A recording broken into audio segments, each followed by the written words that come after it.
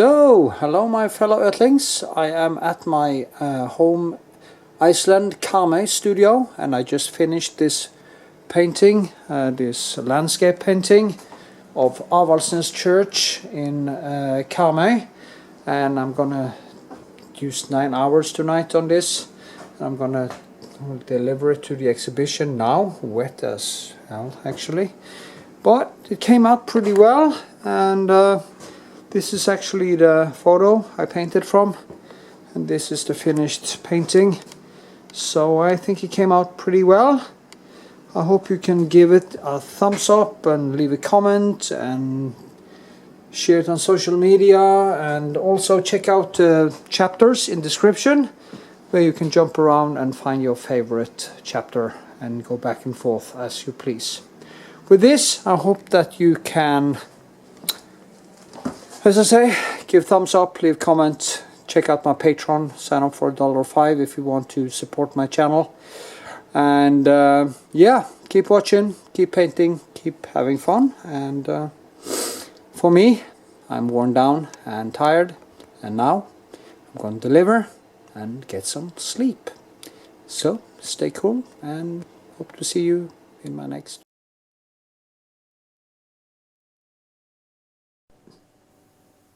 Okay, another day, another painting. What I'm going to do is to paint this landscape. It is of the Avaldsnes Church in Viking land, where I come from, in Karmøy. And it is where the Vikings used to have their kings. Viking kings used to live. And now it's a church there, of course. That thing there is Maria's synod. The rumor is when this gets into the church, doomsday will start, I guess. That is not true, and in the years going past, the centuries, priests have stand there chopping off pieces, so it shouldn't actually fall into it.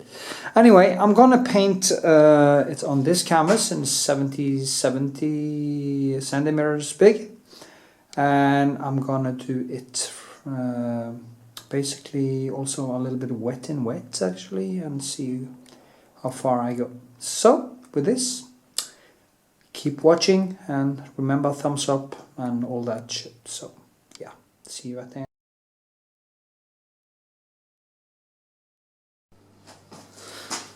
Okay, there we go. Here we go again. Tra-la-la. Okay.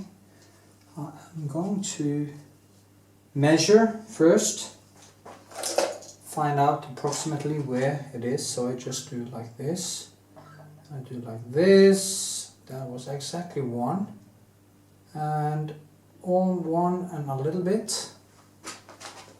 So that is good. Just gonna try to mark it up here.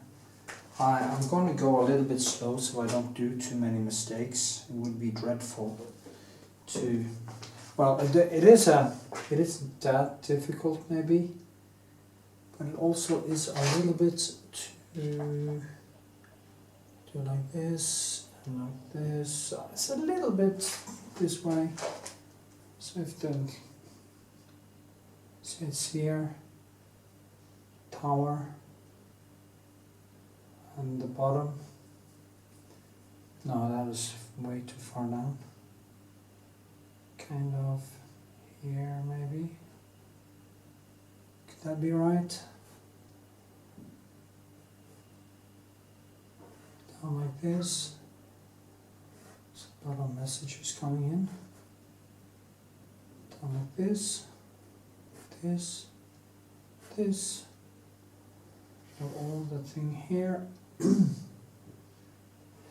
always have problems with the different, especially since that it's kind of a up perspective. One has to see it from the bottom up in a way. So yeah, I'm just gonna measure from here. That was totally wrong, so it's gonna be probably lower, like here, or like this is one. I will guess I have to go down to about here, and from there to here, it's a little bit, maybe this one, here, and down, so it's actually approximately one, and yeah, something like that, like this, like this, like this, down, and of course, and you can see how I just, the thing with this painting is, or this photo, it is very clear, it's very bright, clear, and yeah, and let me see, it's very easy for me to misunderstand this, to think that this over here is further in. It's a very typical mistake. It's also because of the symbolism I have in my head. I need to be a little bit aware of that, so I don't do big mistakes. But then again, it's a landscape, so I can just, as long as the mistakes aren't gigantic, it is quite easy for me to kind of just move it back and forth. So that I use the brush here as a scrabble tool, just to see approximately how it is. I can't do this whole sketch real time because, well, maybe I can actually. Well, maybe I can, well, we'll see. I'll have to do it in segments anyway.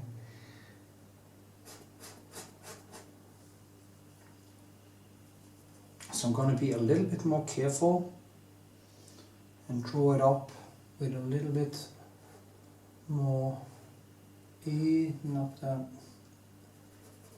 You see, I always said I wasn't that good at drawing, but in a way, the way I sketch is basically drawing with oil. So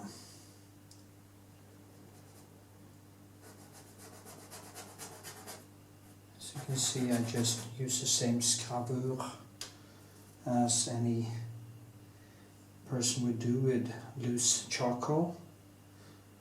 And yeah, this one too goes way more up. Get the perspective right. Because many times when you have a down, people tend to believe, because in our head, they tend to believe that it's going down. So for some reason, I remember in the beginning, I was painting it down when it was actually up. So it has to do with how the brain reads it, because it reads it as it goes down, and therefore I draw it down that way. And that is of course totally wrong. So, yeah.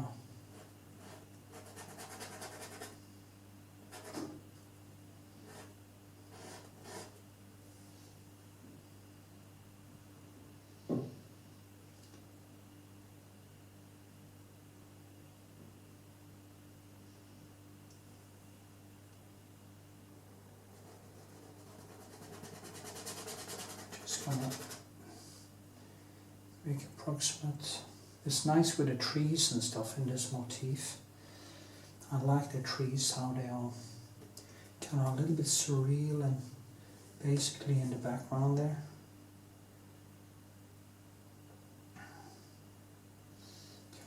There's no detail in them because this is a morning, very nice morning in my home Iceland Karmøy, and yeah, by the church. It's a very famous church where I come from, Avaldsnes Church, where the Viking seats used to be, and it's a lot of history. There's also this Viking museum. You know, Viking museum is a little bit strange because, I mean, what the hell did the Vikings actually do? They did a lot of killing, a lot of damage. It's like there would be an ISIS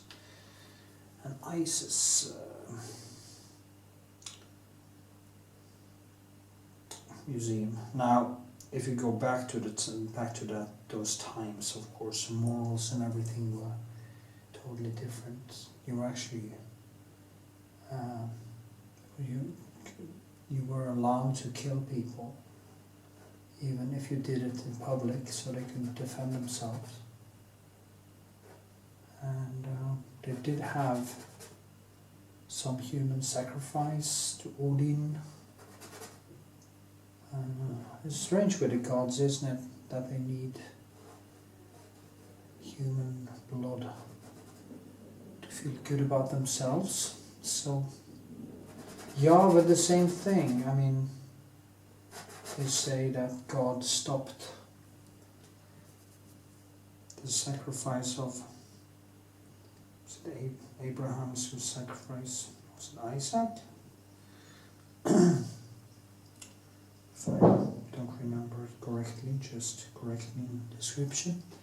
But he stopped it, so it was so bad after all, you know. But he took his child for a long, gloomy walk. And, it's kind of bad enough. Another time, when was that? The guy who asked God for help in a battle, and if he won, he would sacrifice the first thing that greeted him when he came back from the victory. And sadly what met him was his daughter, and since he had promised God that he was going to sacrifice the first thing that met him, he had to sacrifice his daughter. And before that happened, she was allowed to go into the mountains and be deflowered by her virginity, because there wasn't actually allowed to kill a virgin. So she went there, probably had sex or got raped or something, and then he cooked her alive as an offering to God. Thank you. So he didn't stop at that time. Anyway, that's enough about Christianity. It's not something you would... I can't understand why anyone would believe in these horrific stories. But that's how it is.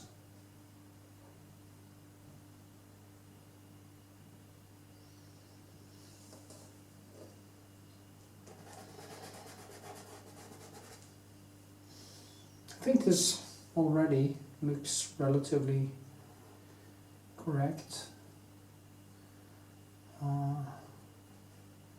I have my mirror trick, so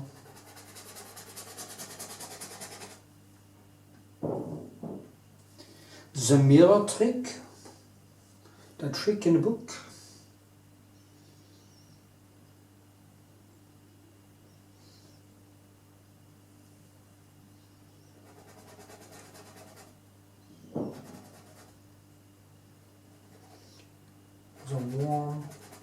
I was standing there for a couple of hours actually. I just started to take photos when the sun only hit here, and I just kept on doing the photos because it just became more and more beautiful.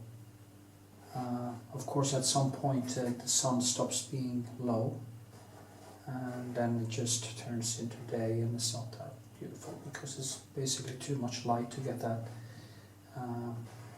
I call it the spotlight effect, and you know,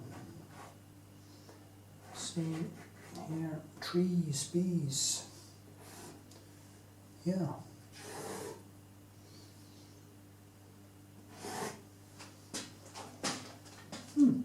It's not bad.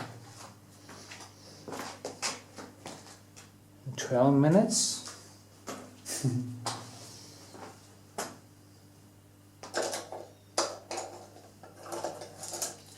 Thicker one now.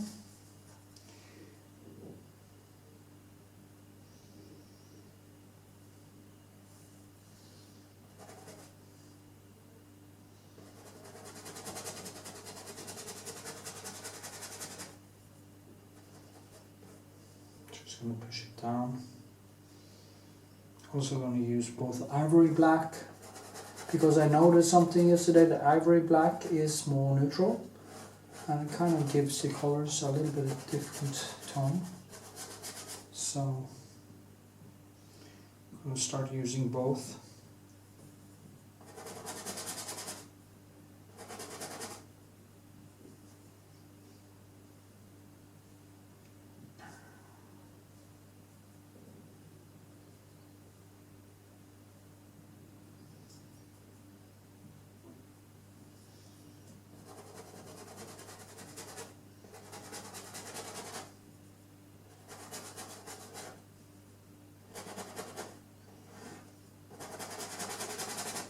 There's a door here, very famous.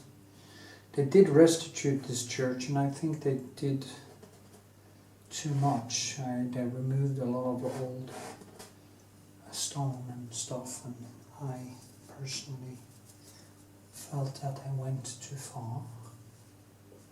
But hey.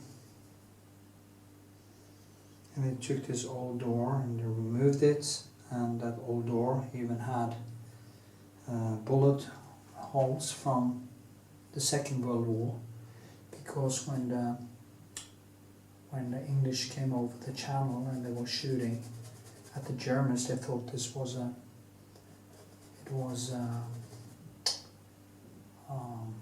weapons depot or something, because the English used to use it as a landmark, so the Germans were actually about to tear it down. The whole church, the whole historical church, tear it down to remove the landmark. And well, that's a story I heard anyway. If I'm wrong, I guess maybe somebody could correct me. But what happened was that they kind of built it in.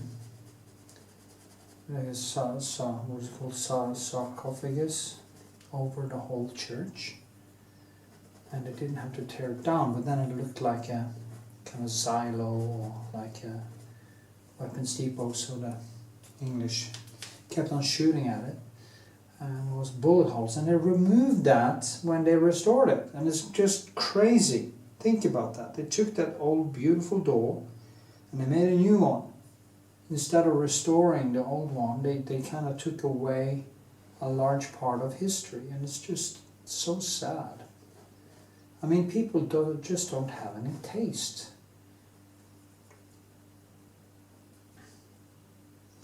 I mean, that history was basically what gave it some extra. So.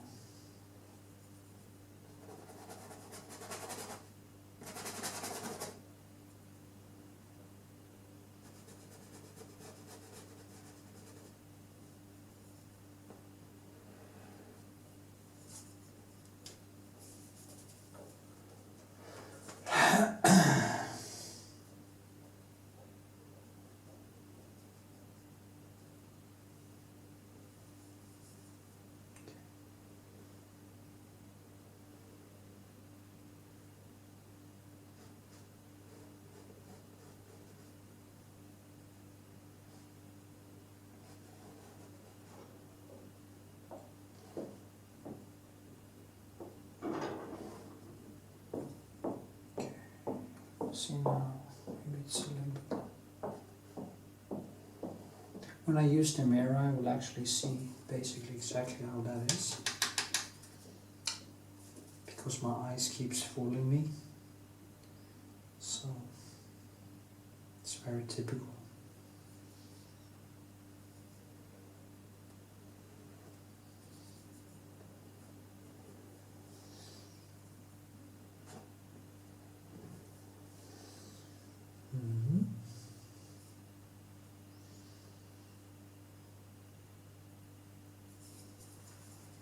Just gonna measure like this.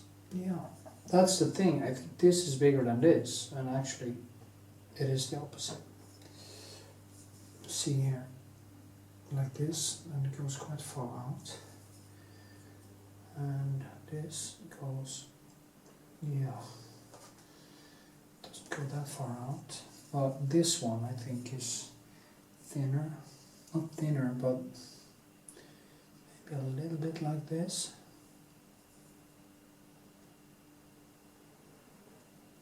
Okay. You see, I just build it with my colors. I'm not concerned about too much control. Just want to keep it light and loose. And that is the nice thing with doing. I have to say that with doing landscapes, you get out of a lot of that stringent thing with too much detail and stuff. So you get kind of a respite when it comes to the painting, and that is very nice actually. So you can kind of explore more open painting methods and stuff. You see now. Okay.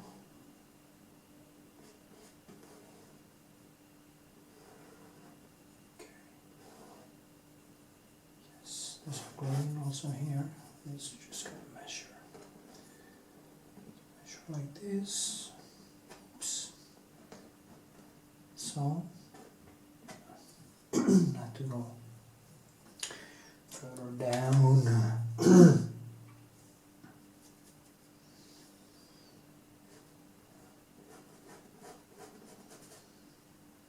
Yes, yes, yes.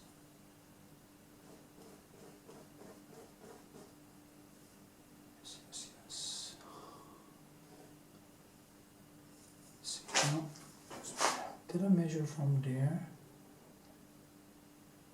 No, I did measure from the top there. Yeah. Sorry, actually from there and down. So, yeah. That's wrong, sir. It has to be a little bit bigger. A little bit, yeah.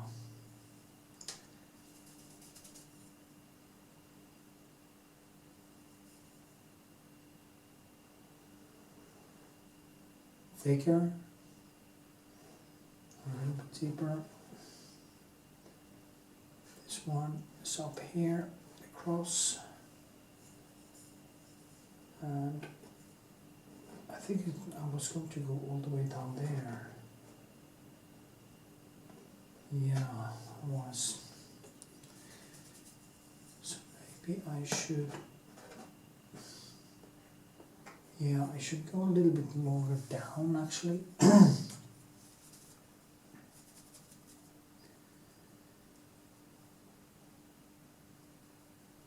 I think how easy it would be to just use a projector for this, and everything would just be perfect from the start.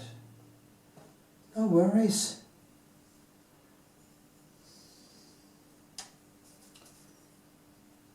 No overpaints. No struggle.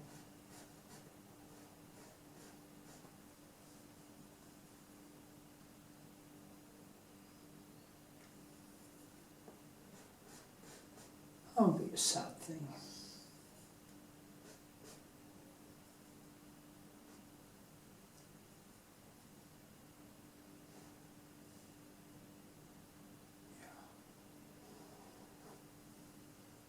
Yeah.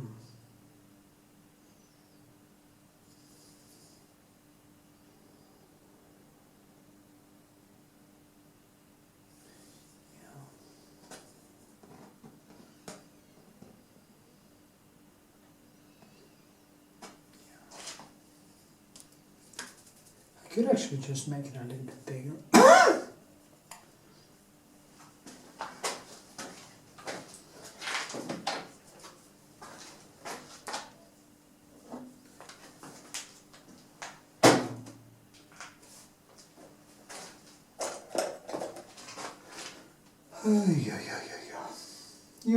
Yo.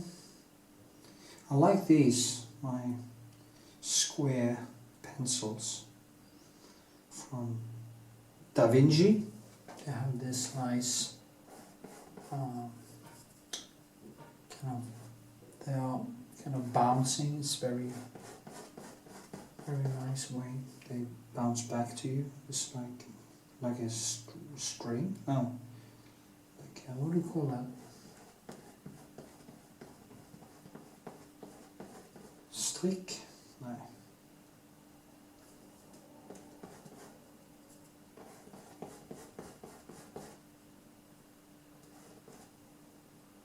Anyway, who cares? So now, this one is probably double, not double, a little bit more.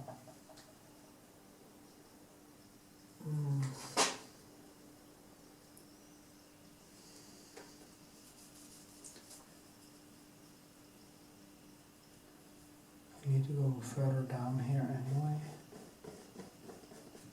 I need to move this down, I think, maybe. And this one too.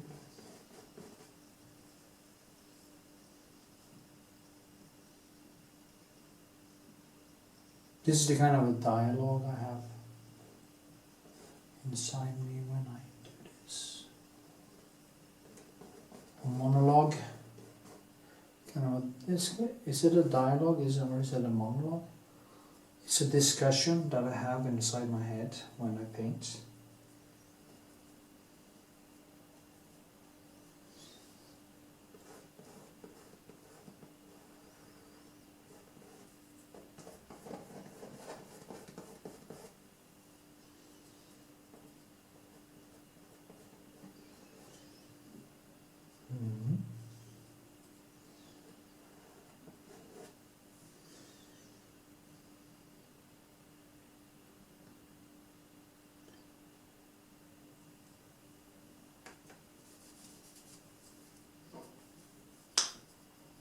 See, use the mirror.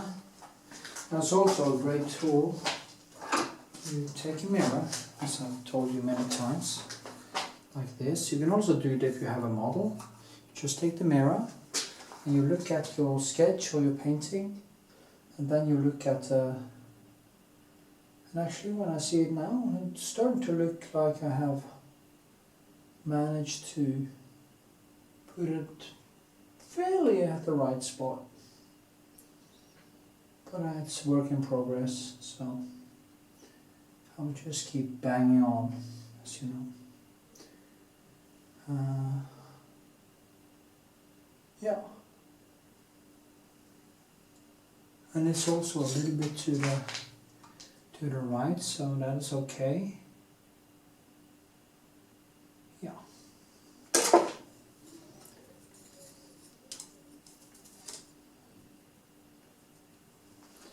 But you have to use the mirror. It's very good tool. So you don't, because as I said many times before, it's like when you just see, in the end you just see a lot of symbols and beliefs. And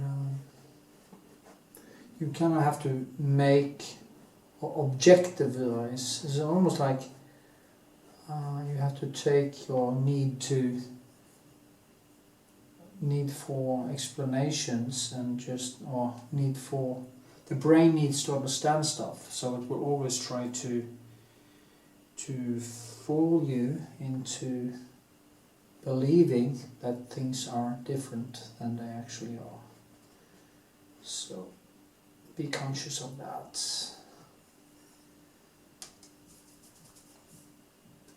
Just have that mirror. And I mean, if your painting is just totally off base, it doesn't look like your objective standard at all, which is of course the subject you are painting from, if it is a still life or a model or whatever, it is not really a good painting, is it?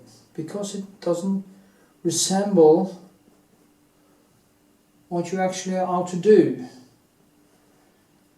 So, and there are people, oh no, the goal wasn't to, oh give me a break, you know. If you're painting from a photo, I have to assume that your goal was actually getting this thing to look like that photo. Because if not, you could just do it from your head. And you can clearly see that they tried, but it couldn't close the deal because they didn't have the skill. And then you just wrap it in a lot of rationalization, telling themselves, oh, it wasn't really, I'm not a photo, you know, I'm not a photorealist, I'm not good enough, you know, I'm not that technical. I can't be a photorealist, not even if I try. Because, well, if I practice photorealism for years, probably be able to do some almost photorealistic things, but I'm not that kind of a painter, and I don't have that skill set, and I know that. I'm a painter, I'm not a photorealist. The goal isn't to get everything just 100% perfect, and I wanted to rock the boat a little bit. I wanted to have some dynamic touch to it. That is what I want with a painting. And I'm not rationalization. I'm trying to reach this motif, but I also acknowledge that I'm a painter, that I want it to look like paint.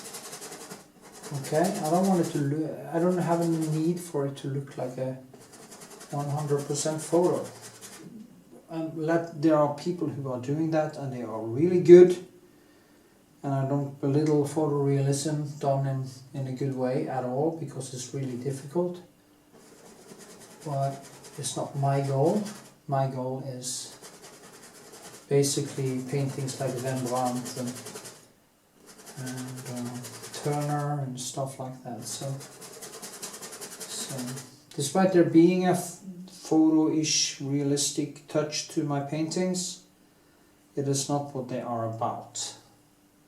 And you see that when you see my painting in real life, because when I show my paintings to people on photo, they say, oh my god, it's so great.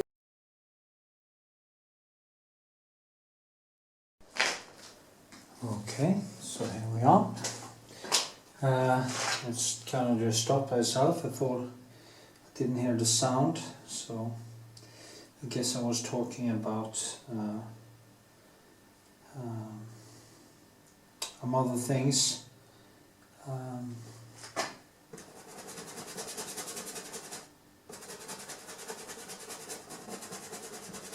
Turner and stuff, but I can leave that now.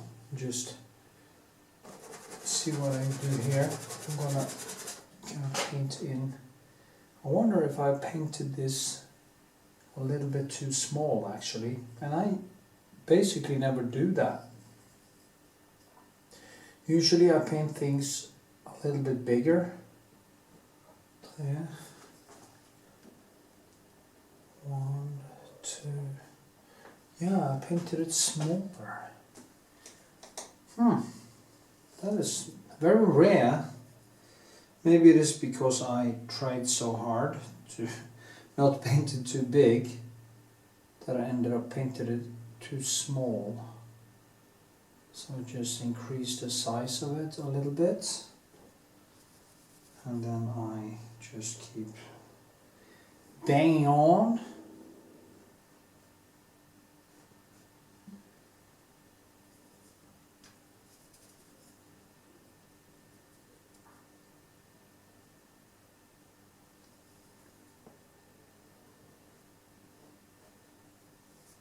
Okay.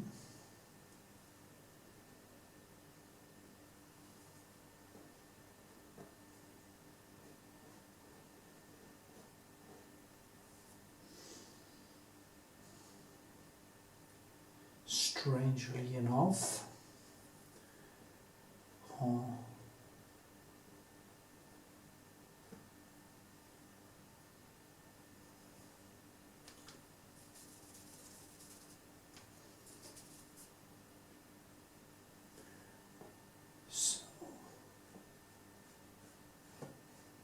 Starting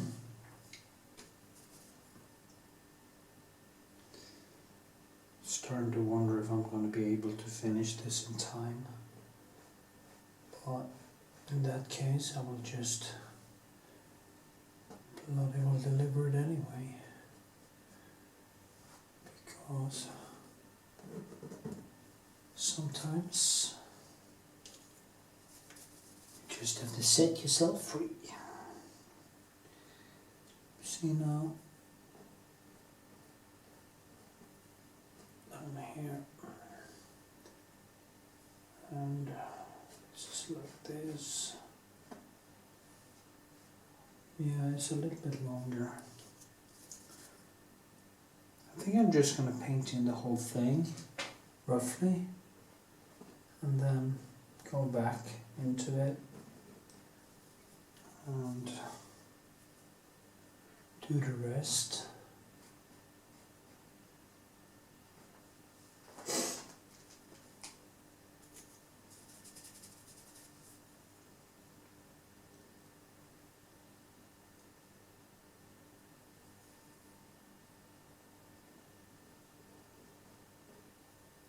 See now.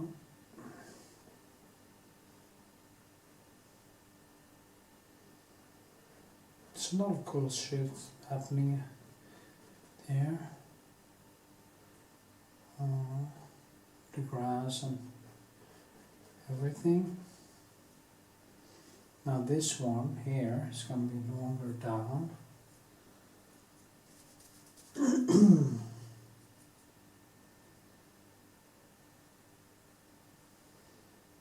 Just going to cross over like this. Then this comes, this goes in here.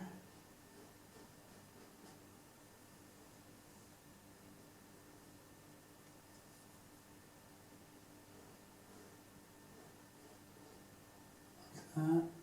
And then this one comes all the way down here. I guess. Something like that.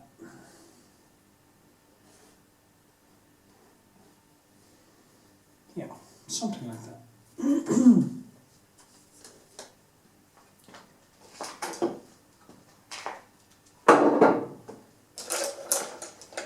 Okay, I'm just gonna kind of get in the whole thing. So I can actually say that I'm done with the sketching process.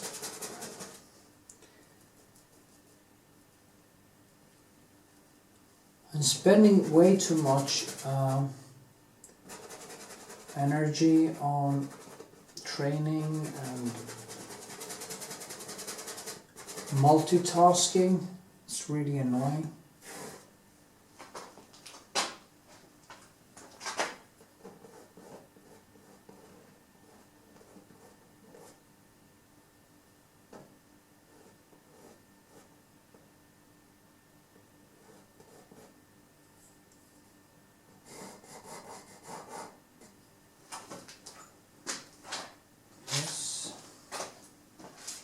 So medium.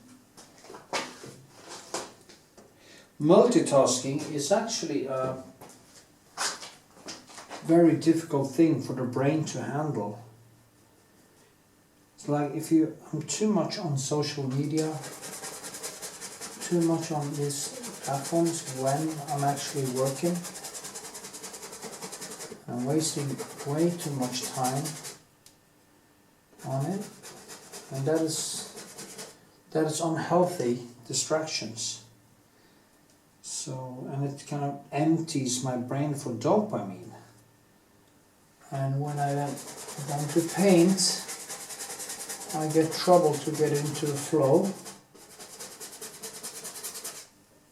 And my art suffers from it. You know, you see the same thing.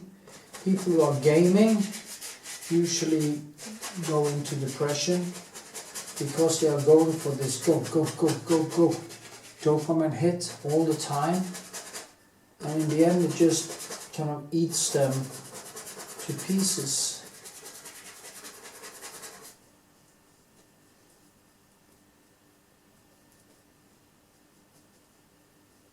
I remember I was doing some video games in the beginning, many years ago. Max Payne and some Free Space and stuff, and I was totally hooked on it. I could sit playing this shit for 24 hours without sleep. It would be no problem. Because when you have the right form of ADHD, you can just keep on banging on without ever stopping. It's really scary to see oneself losing control. And I also see it in other people who get into too much gaming, that they are basically losing themselves. They can't take care of their bodies, and everything else just becomes numbed out. There's no motivation to do anything. So one has to be careful.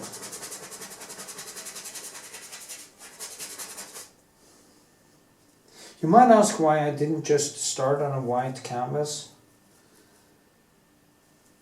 But then, if you have a white canvas, you kind of have to do both. You have to add dark and light at the same time.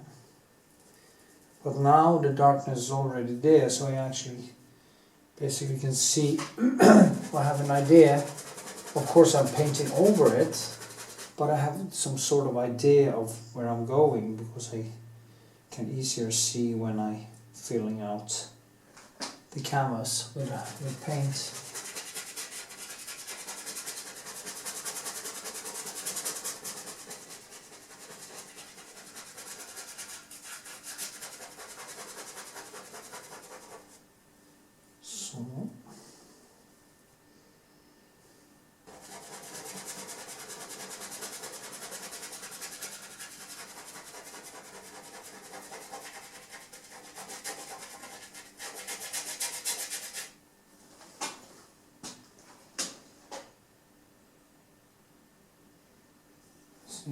One, two, three. Well, I can build this. There's no problem making it bigger. It would actually be worse to have to make it smaller. So I think I'm just going to live with it.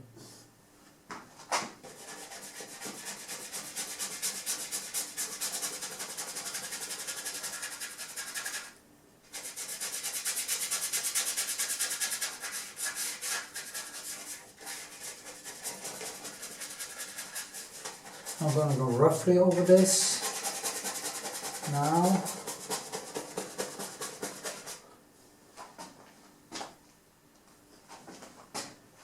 And then I'm going to fill in afterwards.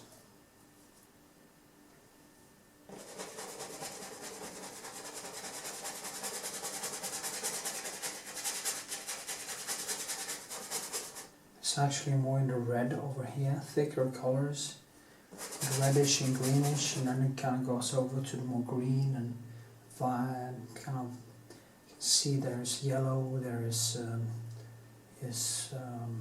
green, and there are Prussian blue, there are French ultramarine, reddish, so many different colors in the sky here. And it's very nice to work with, actually. There's no clouds, so there's nothing to be hung up in.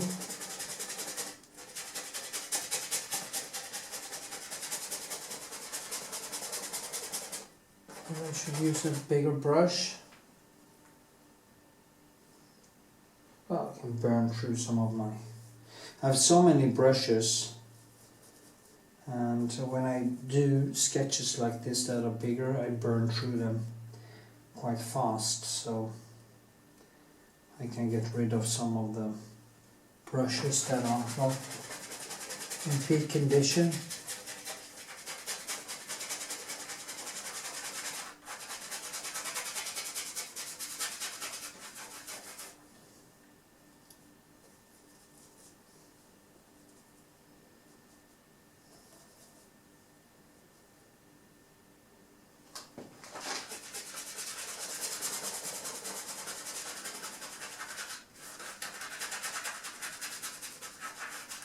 Now this is the point. Now if there were white underneath, it would be harder for me to get this to be toned down. I probably would have used much more color stuff to actually get it down. So that's the good thing.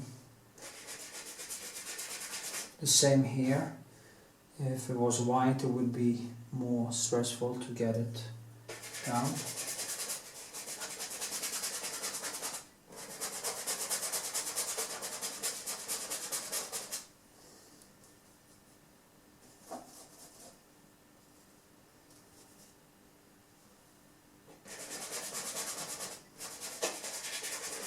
I'm using some medium now, as you see, because I want to get it into the colors now. So now I'll start to work over this. That medium that I put on will then melt into the rest of the colors.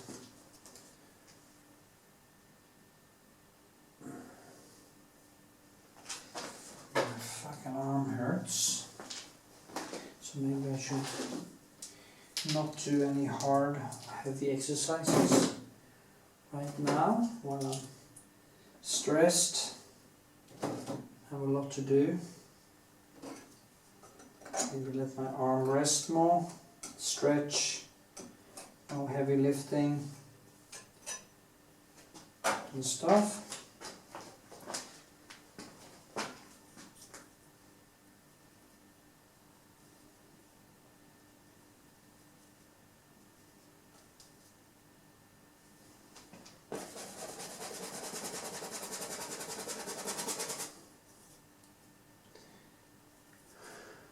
Yeah.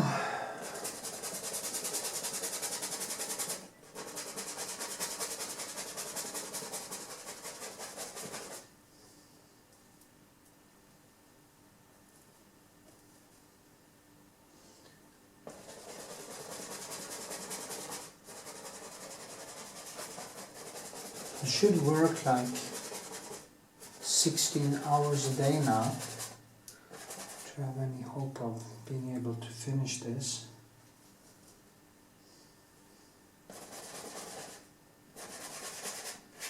That's maybe what I need to do.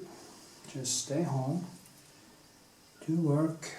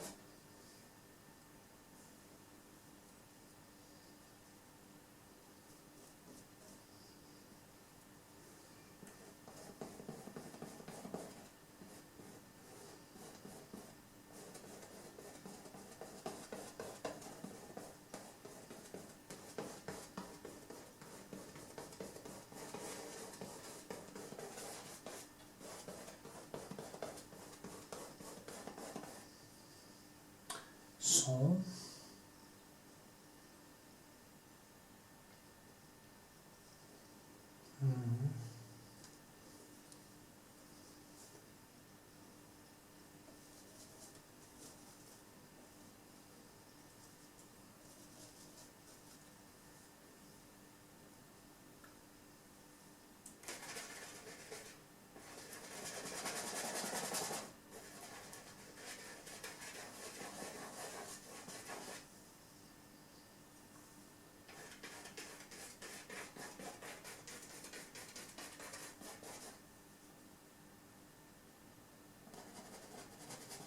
Oh.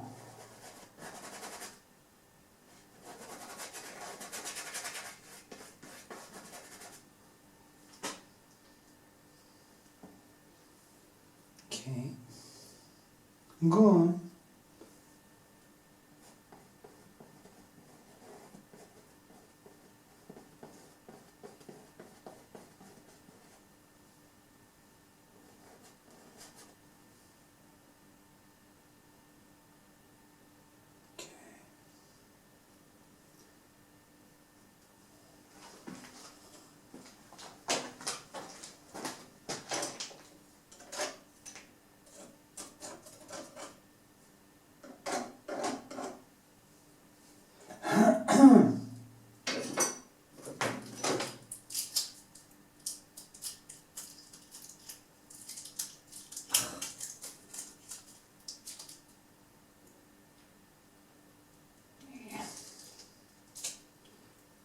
Need some color here.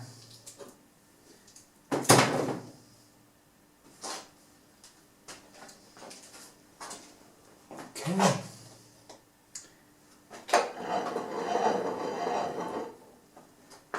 I'm going to rest my arm for a little while because it hurts actually inside here. It's so annoying. Then I will get back to it and sketch the rest. Yeah.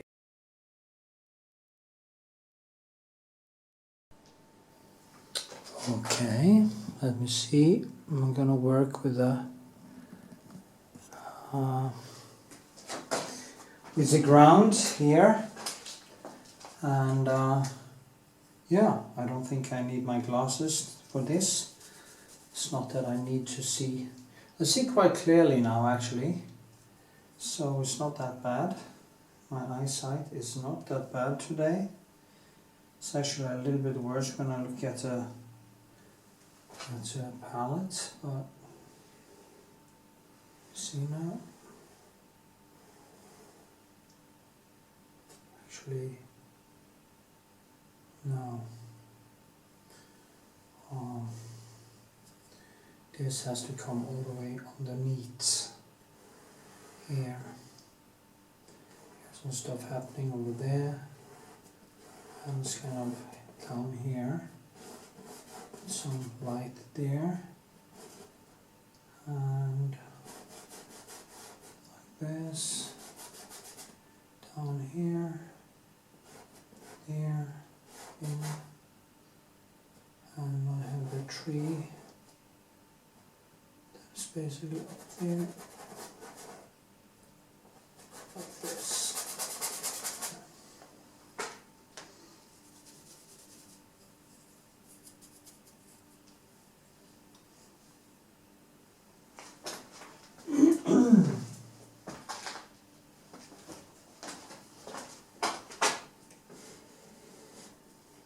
Take away some, yeah, whatever.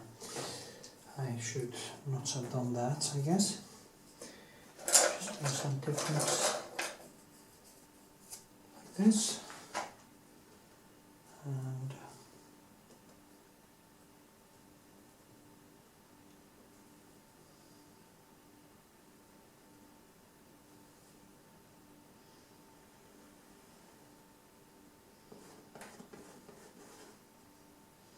there's a yellow in the background here anyway, so it won't be a problem. Of course this is totally wrong, it's not there.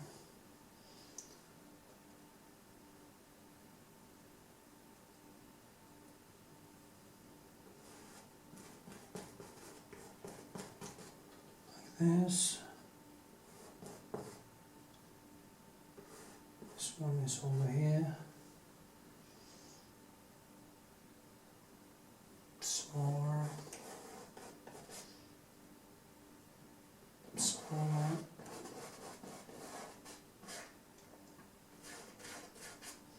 yeah, something like that. Okay, it has to be green and stuff. I'm just gonna put in some colors and mold it after the fact. Just get the basics in, so I have a better oversight of it. It really doesn't matter if the church is a little bit bigger, tiny little bigger, a tiny little bit smaller. I mean, it's not the end of the world.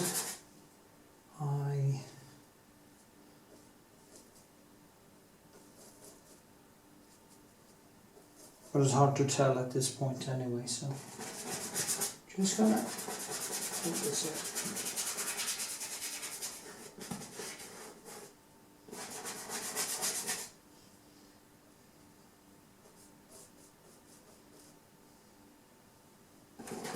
It's a brutal process. I don't mind if it is very rough, as you can see.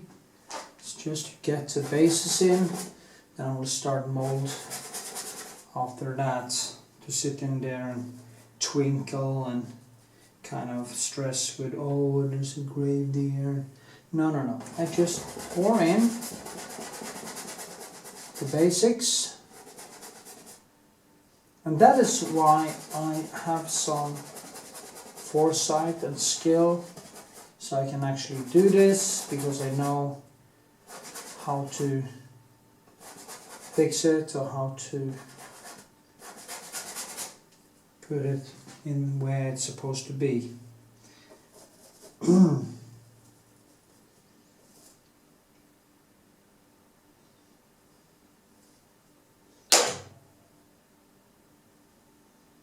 Where did that go? Oh, there. Yeah, of course, I hit exactly where it shouldn't hit the photo.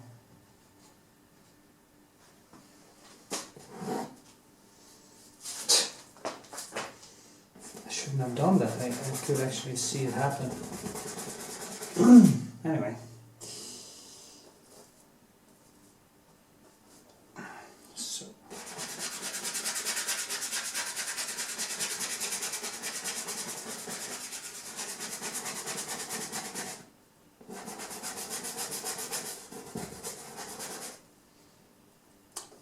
And I'm a little bit pressed for time. I'm thinking like this, okay, I have sketched something. Now I can make it as good as I can until I can't paint on it anymore. And that is usually good enough.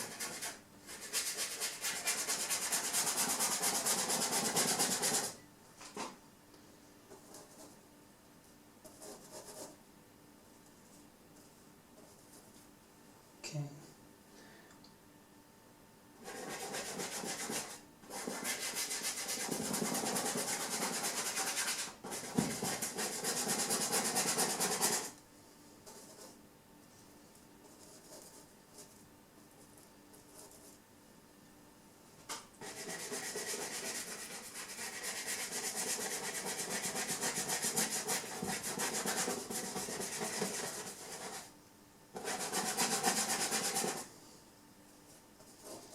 Prussian blue, cobalt blue, black, getting this greenish tone.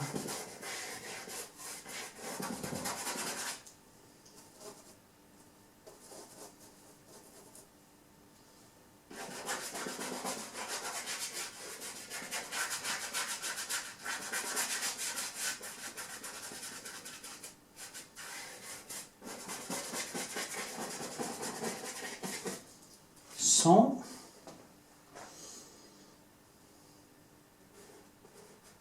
this one is there, this one is kind of like this one is here, yeah. Okay, put in some. It's down here, some sun hitting here, there's a grave there, there's a grave on this side, the light, it's here, there's a grave there, and yeah. Now I can actually just take some clean color, and I can add right on top of the dark, and it comes right out. It's a very efficient way to paint. I just can keep on making all these choices in between, like here.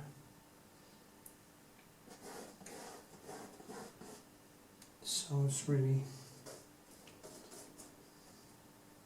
very dynamic.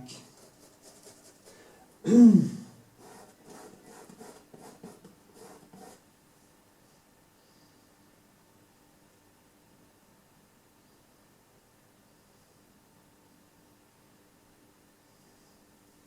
goes all the way out here. Just place it here. Grave. Light. That is kind of just going back and forth here. Adding these tones. Then just go back and forth with these things until I feel I have what I need. See now on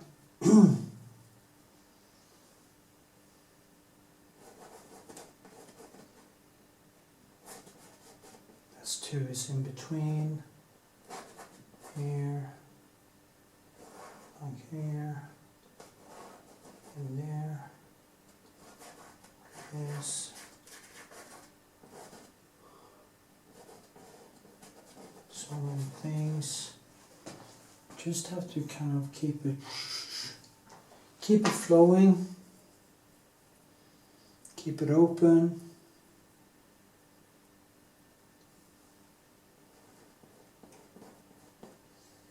Yeah.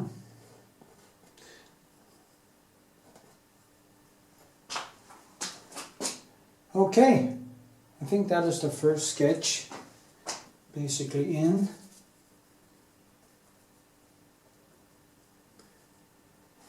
Can't put in all these details now because I really don't know if things are placed, so I will just fill up with color and then start molding because now it's very empty. So just need to recoup, maybe also change a palette. I think sometimes it's good when you have done some bigger sketch and your palette is quite messy. It can actually be a very good thing to start on a totally new palette for the next level. Yeah, okay. From now on start with a little shorter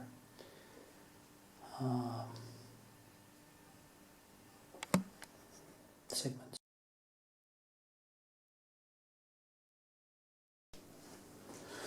Okay, keep painting. I'm gonna add in some more colors and stuff in the foreground and stuff. I actually went to sleep last night, so I didn't get to paint more on it. So it has actually 24 hours since I painted now. So I'm just gonna kind of dried pretty quick actually. You can see the surface dried. So I prefer to work wet in wet, but when you mix in the medium, which is 70% turpentine, it tends to dry pretty quickly, and yeah. It kind of just surface dries. It's not deep dry, but that's okay too. Today I'm gonna just work thick with layers, and then I will let it kind of surface dry again for about 2 days, and then I will give it another go, and then another go, and another go. Then as I work myself through it, it becomes more and more what I'm after in the motif. So it's quite an exciting process, to be honest. Yeah. I'm gonna do some more close-ups later, so you can actually see what I'm doing. But you get a right idea. I don't. There's a lot of graves and crosses and stuff, and it's not possible for me to kind of. Well, could maybe. It's a very dark photo, so because the light hits there, everything else becomes quite dark. And that is the thing by working from photo,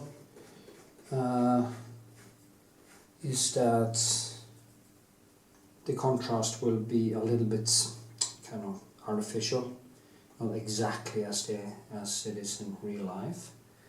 But I do actually get some of that spotlight thing in it in real life too. So it was a beautiful morning, very beautiful morning. And, yeah.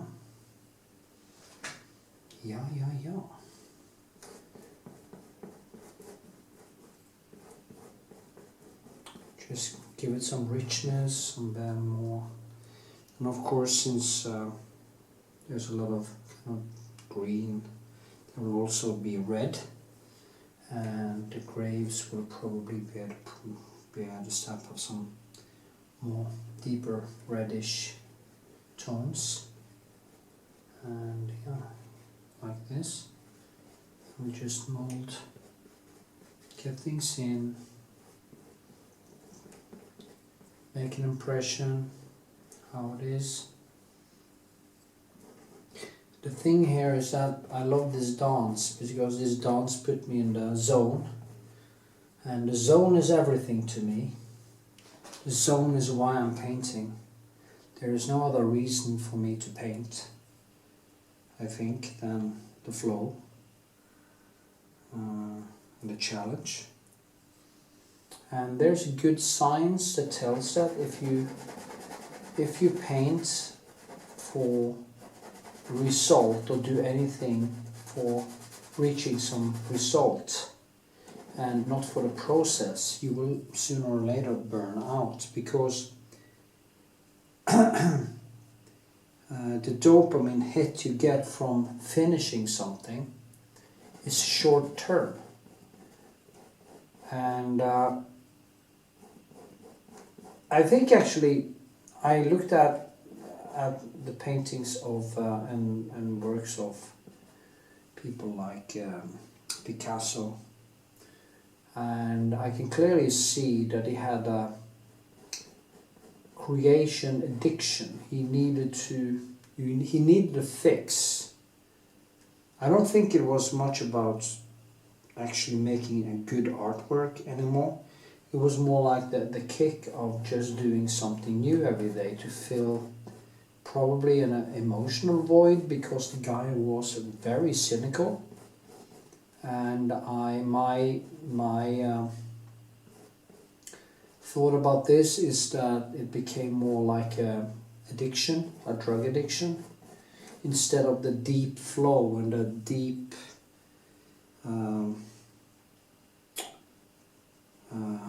deep connection you have to get to create something that is really good.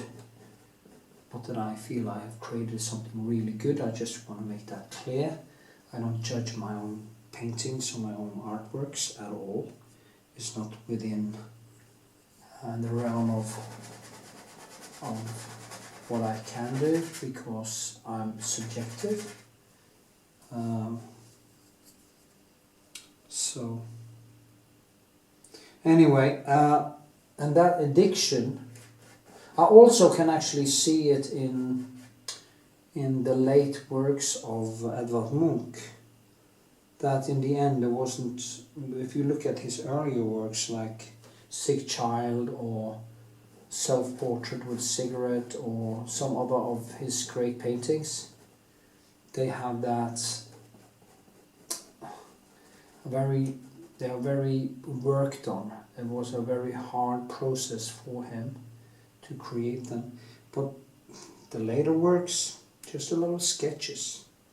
It's almost like he was empty inside and just had to do something every day and didn't actually finish anything or go into a deeper level. And that's sad, kind of.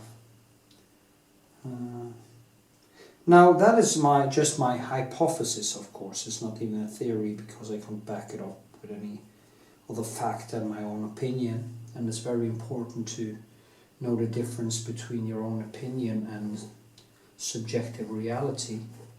And when it comes to judging Munch's paintings, which is not based on skill really, it's more based on the paint and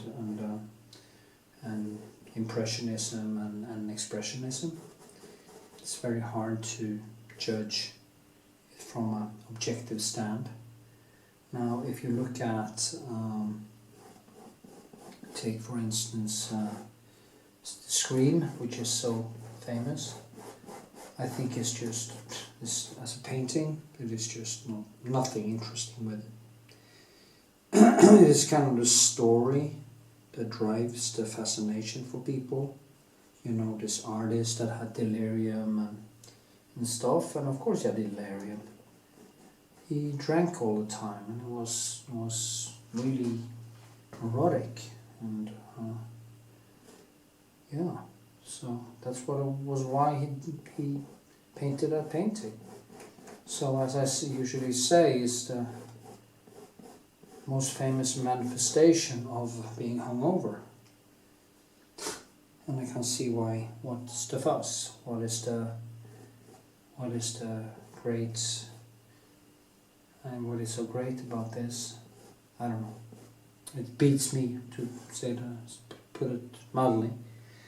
No idea why this is so famous. No idea at all, actually. It's just, why this one? Because it has become an iconic thing.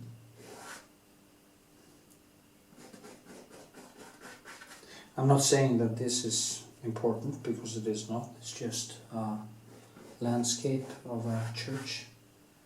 It's not really important. If I should point to any important paintings in the world, it's very hard to find art that is actually important.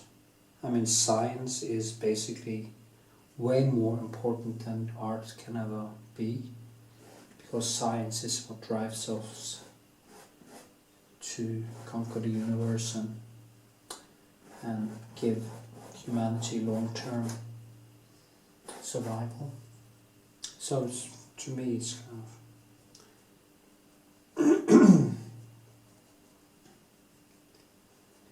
I don't know, if you were going to take something with you to another planet, what would you bring? Would you bring pretty paintings or the science? You know, no, you probably leave the art behind, because it weighs too much. What you need to bring is food and technology and things that will make you survive. So is paintings important? An objective, is this important? No. Well,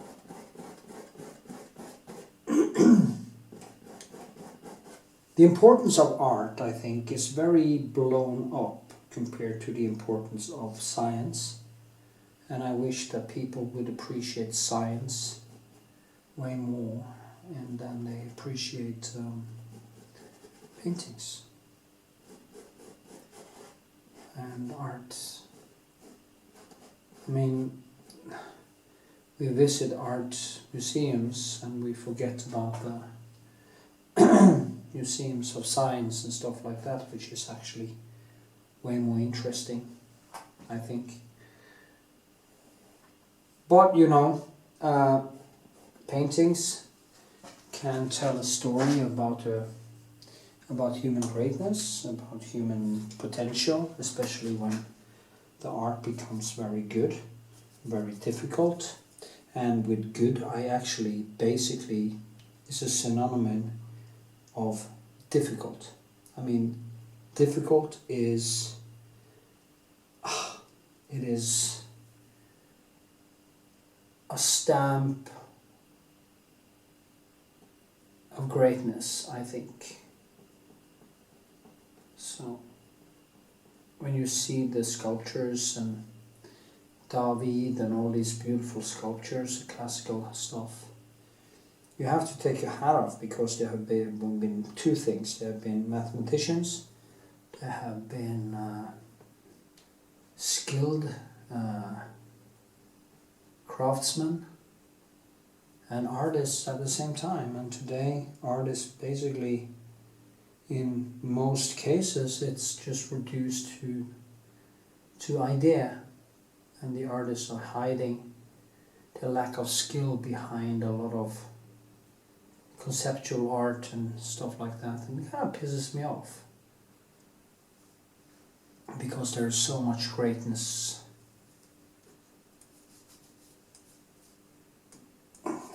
It's so great when art resembles science, or verse versa, the other way. I don't know. It's my opinion. I was born a scientist and I became an artist.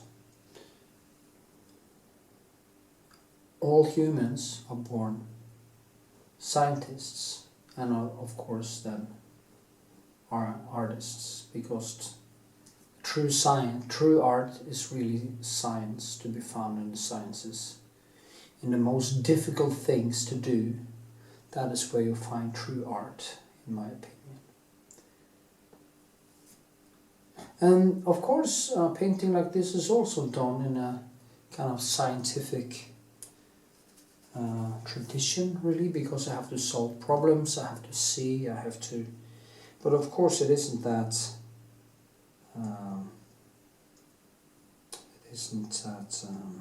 precise as science has to be.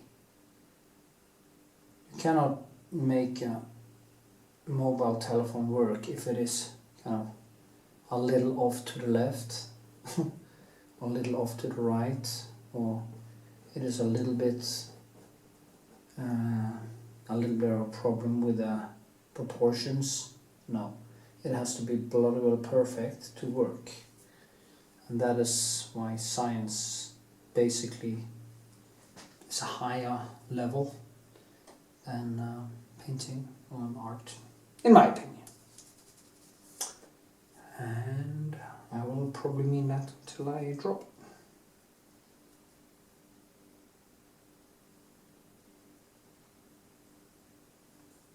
Artists should try to be a little bit scientific in their work, and kind of emulate science. Have some humility over all the great things created in the world, because there's a lot of great things. Sadly, humanity is a mixed bag between a lot of evil, extreme evil. I saw this thing about this execution machine. It's a bull to put people inside, and they put a fire underneath the bull. You couldn't really hear the suffering of the person inside, but he could actually, when it heated up, he could breathe through this pipe, which everybody would do, because you were just forced to try to survive.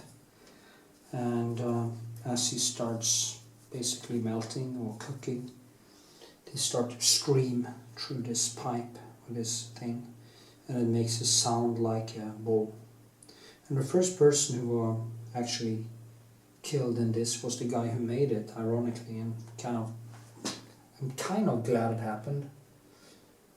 For if you can make something this horrible, I think actually you deserve to die in it yourself. Now, it was the king that ordered him to go into it, and then because he wanted him to kind of blow in that horn, so get the sound, but then he smashed through the, then he locked the doors and he put it on fire, and the creator was then basically fried alive inside. And I thought, you know, the viciousness of building that thing, well, it was a commissioned work from your king, and he would probably kill you if you didn't make it. So that is one thing, but how vicious, how immensely, unimaginably vicious is a person that can actually get made a piece of machine like that and actually use it to kill people. It is so vicious. It's impossible to empathize with it or to understand it. It's just there's nothing that would make me do something like that with another human being. Even if they raped me and killed my daughter and thrown in front of me, I would have problems doing something like that to another human being. It's just, I guess I would be tempted. But so my point here is, or that murderer Dahmer that killed and ate his victims and stuff. It's just, but he actually killed them first, so there was that. But this torture, this the viciousness of the gulags and the murder of millions of people, why the leaders went to these parties and stuff. I mean, it's so sad. Humans are at worst hyenas with a huge brain, and they literally enjoy the destructions of millions, and it's just sad.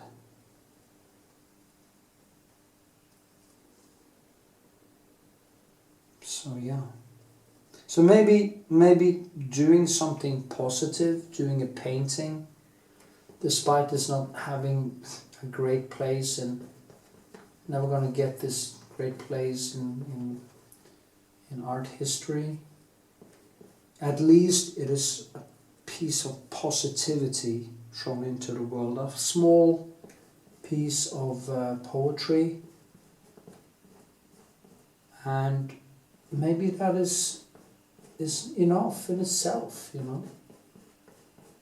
Maybe that is what gives it meaning. Maybe that is all we need. Just do something, a small thing like this that makes maybe for some the world a better place to live. Maybe, yeah. Maybe that is the, shall we say, the meaning I'm looking for. Because on a important scale, it's not important at all. You know, on a scale of Madame Curie and figuring out radiation, or quantum physics, or Richard Feynman, whatever, some of the mathematics. It really has no.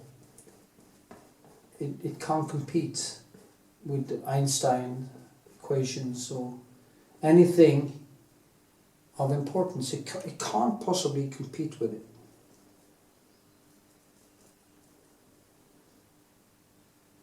Yeah, and that's a fact.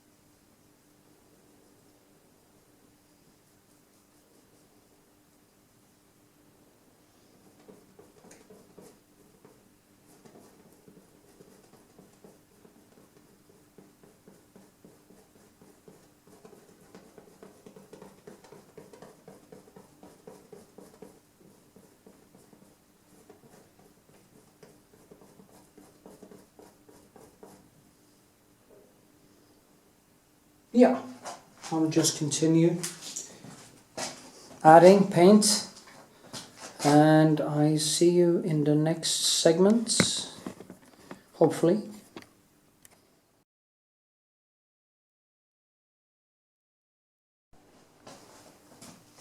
Okay, I'm working with the sky here now, and yeah. Now when I do that, I'm gonna try to explain. I was listening to this documentary about Rembrandt, and actually that is used as a background in one of my painting tutorials, and he was talking about Rembrandt, how one of the latest paintings of Rembrandt was painted. And what is distinctive is that the surfaces and the textures, they didn't seem painted, they seemed woven. And I said this before, when I use colors, I try to basically weave the paint into one another. I'm trying to keep all the different colors separate but integrated. So if I put in some green here or some yellow, I don't really mix it with the color. It probably mixes a little bit, but it kind of just, I create small impressionist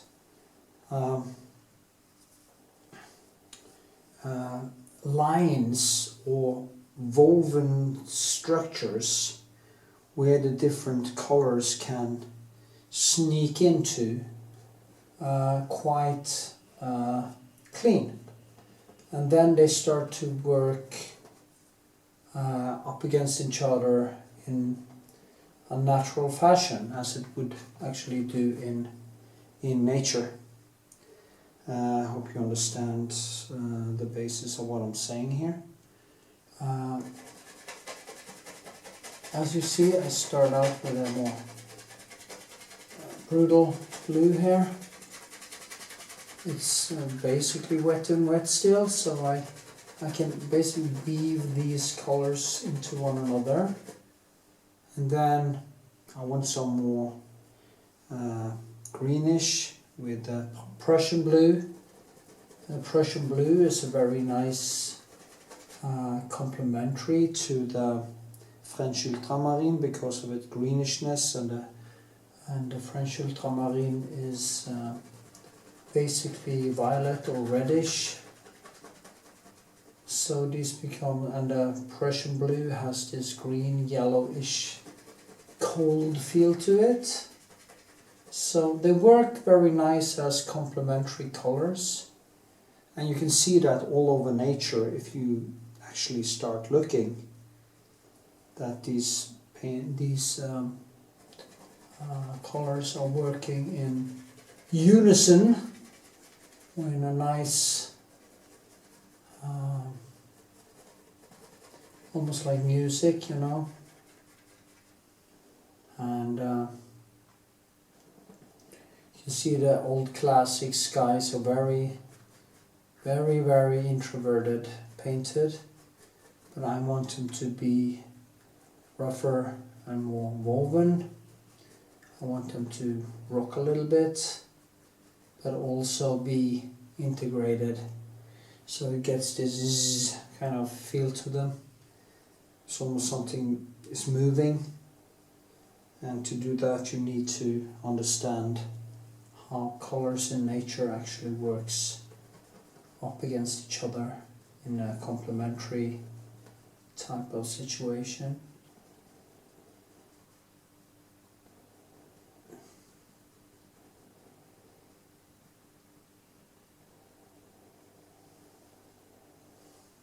I also want some harmony.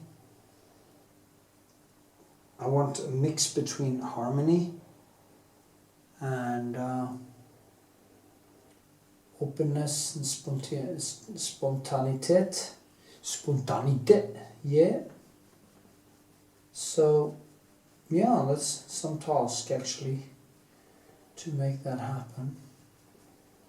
To make the nuances kind of come together and don't work against each other, but work for each other.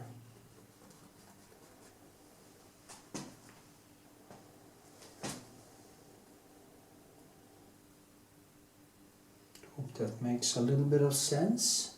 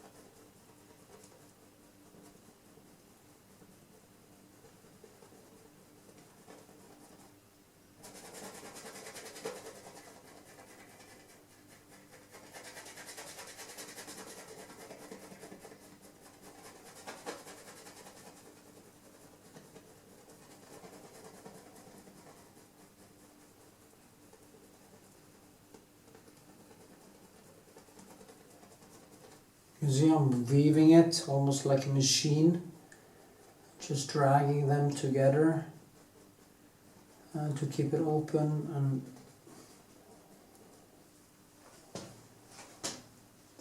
get them to kind of zzz.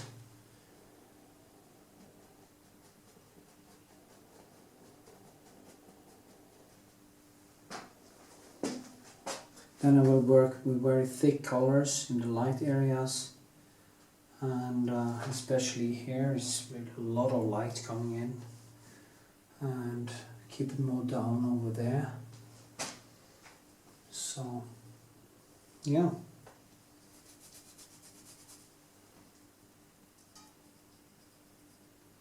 really enjoy the Prussian blue. I just mix it with some yellow. You have this very nice green, yellowish green cold, which you often find in Vestlandet, in nature, where I come from.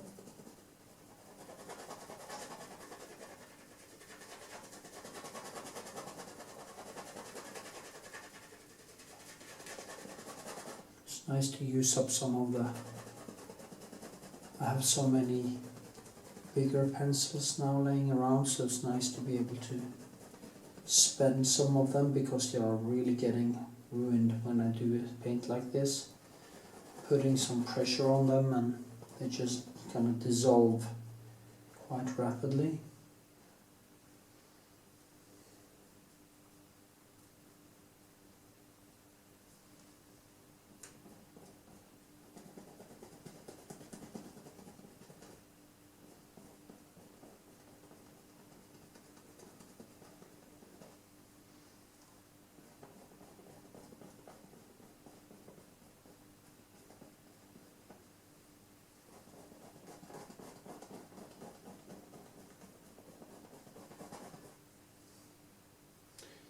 Get this done.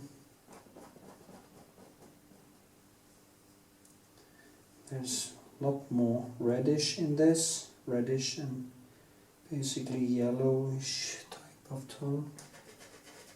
So just go all the way.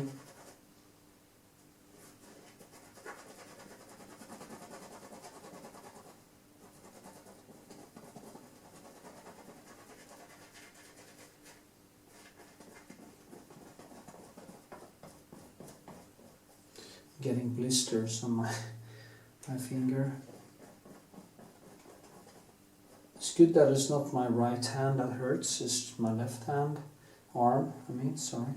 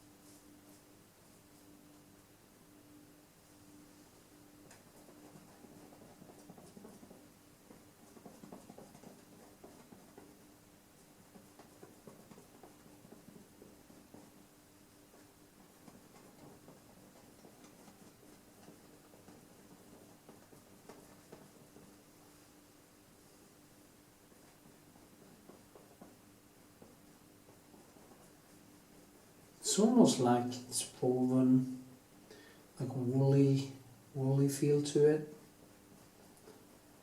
and I think it's good. You know?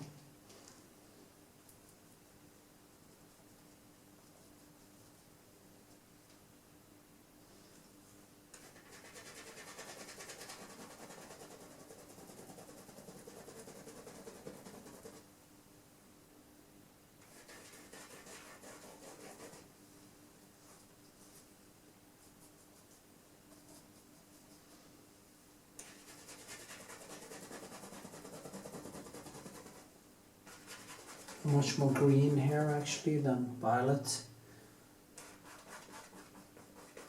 Just mixing down those two into one another.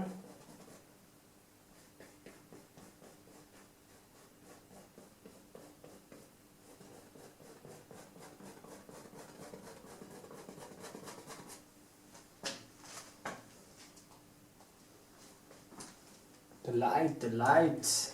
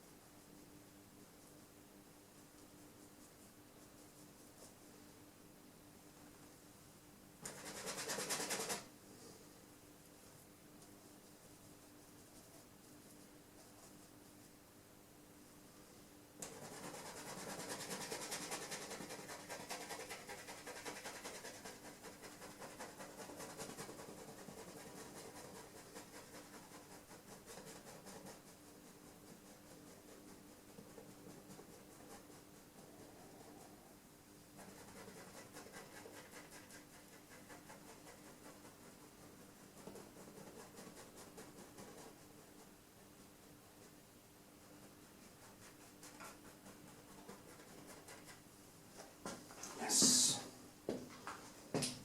Okay.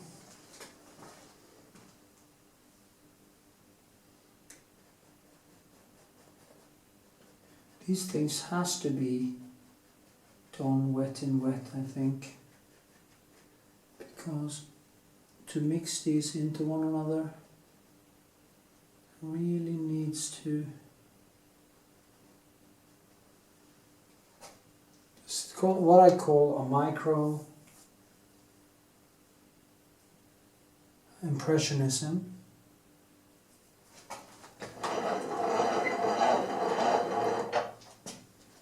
And go further up and start doing the trees and things down here.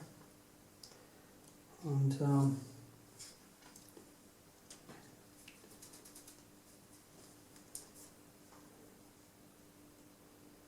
yeah.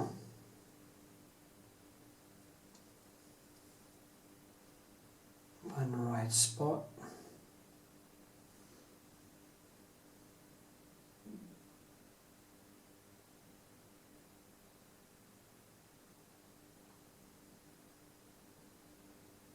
Maybe about here somewhere.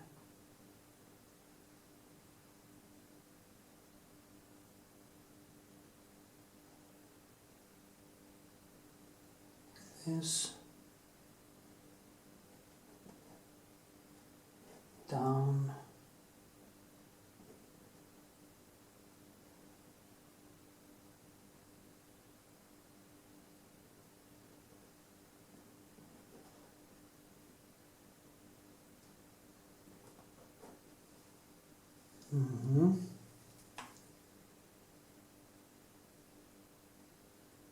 Just want to keep it open.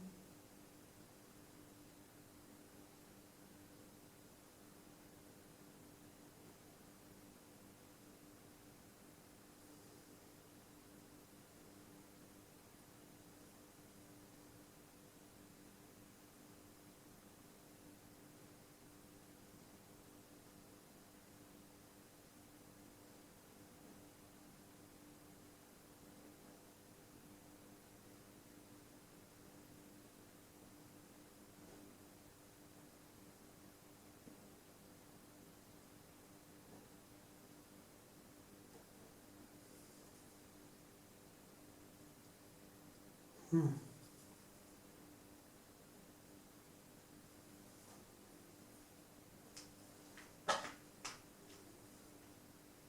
one is further down.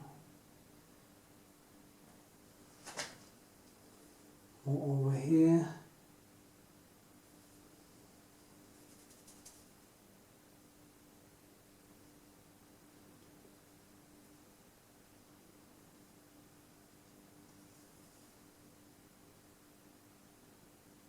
It's about here.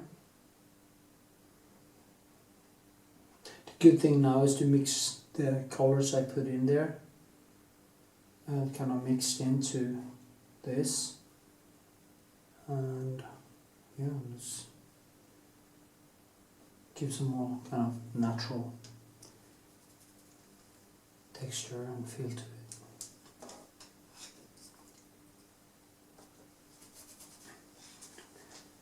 See, I'm not totally sure if it is correct here.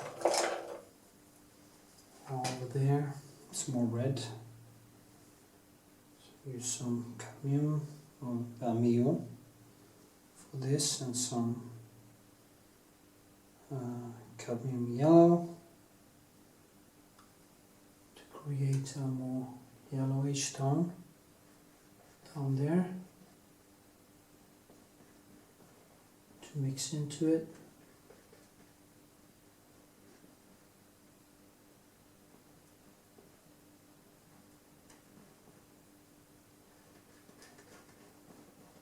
Maybe it was a little bit too much.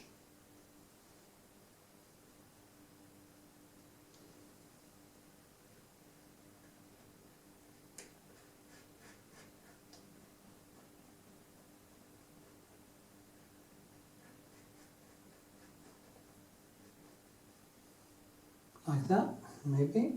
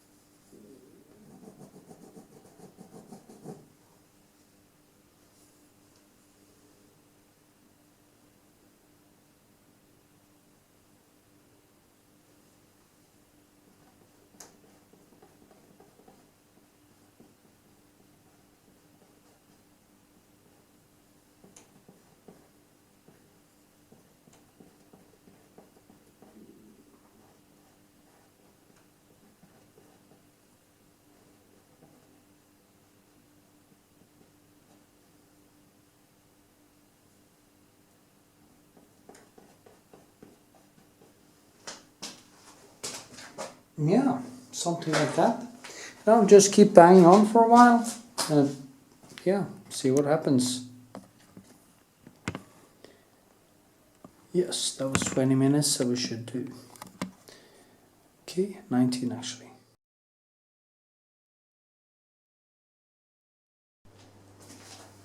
Okay, I'm gonna work more around here. Try to get in some more of the smaller details. I'm just gonna let it dry, and then I'm gonna do some other things. As you can hear, my neighbor is banging on upstairs, as usual. Quite annoying. Let me see. There's a lot of stuff happening in this actually, but it's very unclear. You can't really see it from a distance. So I should actually just try to keep it to what I can actually see instead of trying to create things that aren't really there. And that is also a thing that if you are a little bit skilled, you know that you shouldn't, if something is in the dark, just let it be in the dark.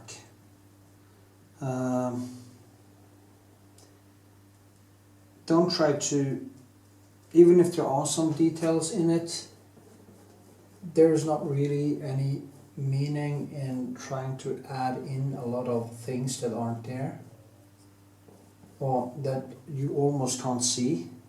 Especially if you try to, so many people do, they make things brighter or clearer or whatever to kind of make sure that people see they're there. But don't do that. Just leave it. Just leave it in there. Don't try to enhance it more than necessary, and you'll be good.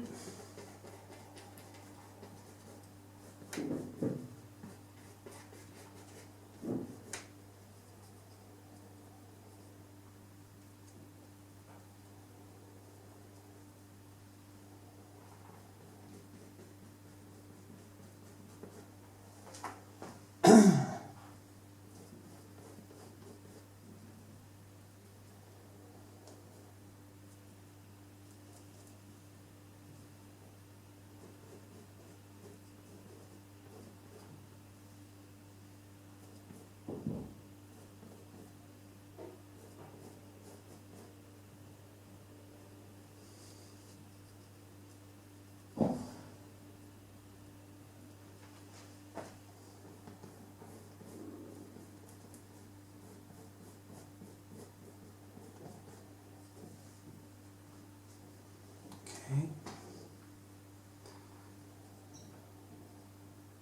They're gonna the green grass and all the different, all the graves, which are basically laying in the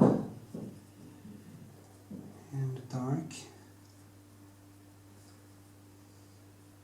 It's funny, once I painted this once before, or several times before. Once I was, oh, did you have to paint all the graves? It's so depressing. It's like, yeah, you know, the graves are actually a part of a graveyard. You know, that is why we have a graveyard, because people are dead there. They don't exist anymore. They are gone far beyond and will never come back, as if they were never here. And soon it's your turn and my turn. And I have to say, sometimes I really look forward to the infinite silence, the infinite nothing, because life can be such a stressful place to be many times.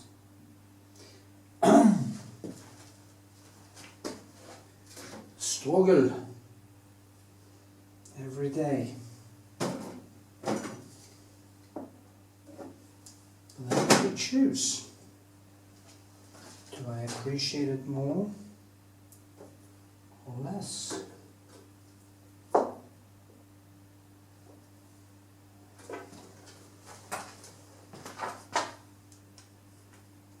So, I guess life is a choice. I mean, coming into existence wasn't a choice, but staying is, or leaving is.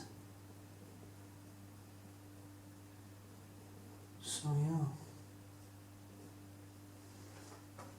I choose to stay. I think it's quite exciting. There's a lot of things happening, both in medicine and space and stuff, and even in my life there are things happening. So, see what happens. That's the reason to stay. I just want to see what happens. If you leave, you can't see what happens.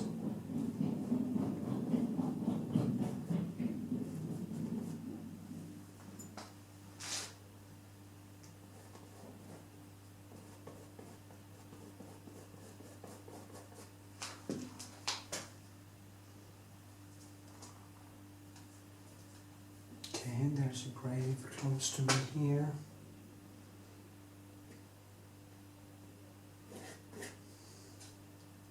Totally in the dark.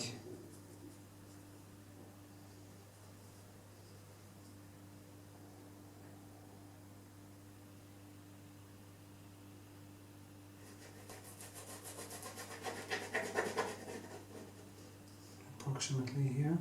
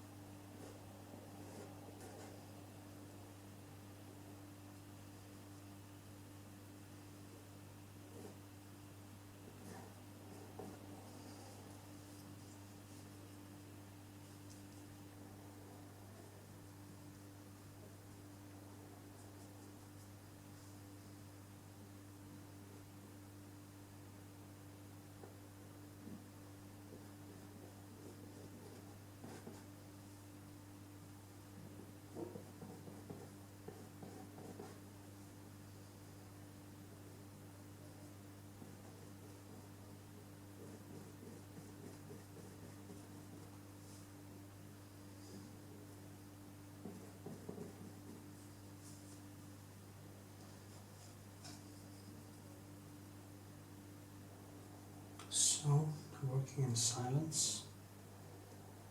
Silencio. Just molding back and forth here. Trying to find the right things to...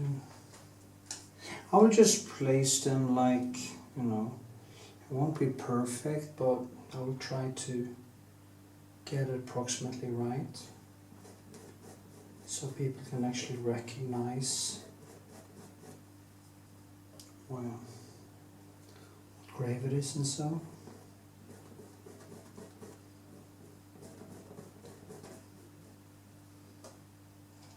It's a very bright light here, so there's a grave here and that's very nice. It has stone around it and stuff, so that it lights up in the same light that the church is doing, which would actually be a great anchor to the different tones and stuff, so that's good.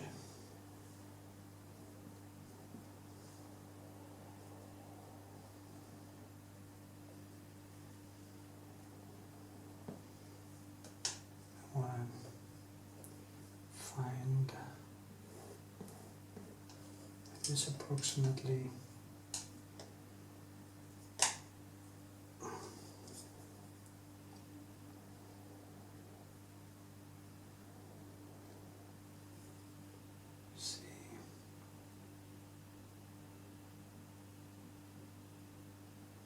down here.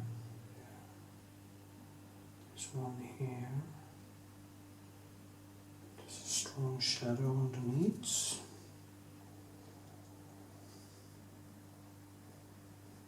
Here. There's a grave coming here.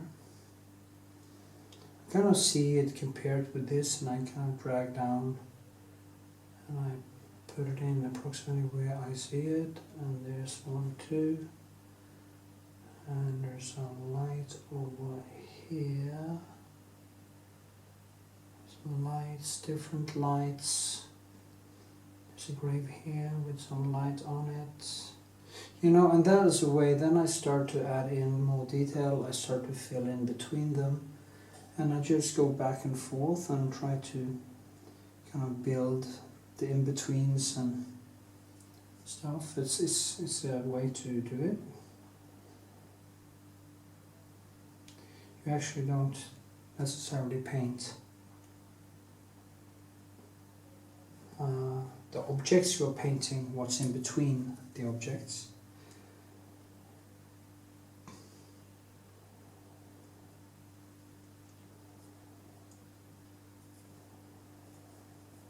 and then you can add the objects.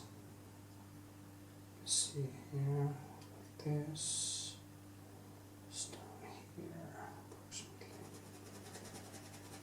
This one over that. This one over here. And this one there, the one I was doing. So just try to see the whole thing at once.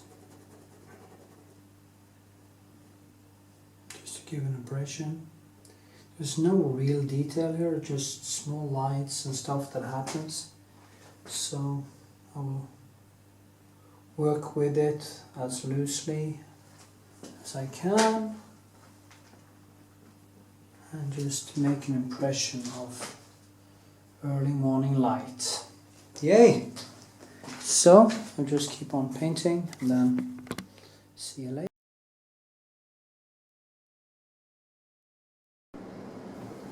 Okie dokie. I'm at my home Island Karmøy, actually where this photo is taken in Viking land, and I'm gonna try to finish this painting until an exhibition that actually opens tomorrow. So that will be a stretch, but I will do my best to get it right. I also shot myself in the foot by forgetting cadmium yellow and lemon yellow and raw sienna and burnt sienna and cobalt blau. So I have a very limited palette right now for starters to start out with. So that's going to be an interesting experience. I have a little bit on an old palette of cadmium yellow, lemon yellow, so I just see what I can get out of it, if it is enough, which makes me have to focusing my mind even more, because I have such limited tools to do it, and there are some greenish and stuff in this here where I need these yellows to actually create the necessary vividness. So yeah, but I actually can go to the store when it opens in a few hours. Maybe that is okay. Now this is a retouche varnish from Old Home, and I putting first that one on, and then I will glaze a little bit with my, luckily I do have my the other colors I usually use, like the French ultramarine and stuff, and there are French ultramarine up here. Maybe I should actually do some more retouche varnish up there also. We actually need the lemon yellow is here and around here.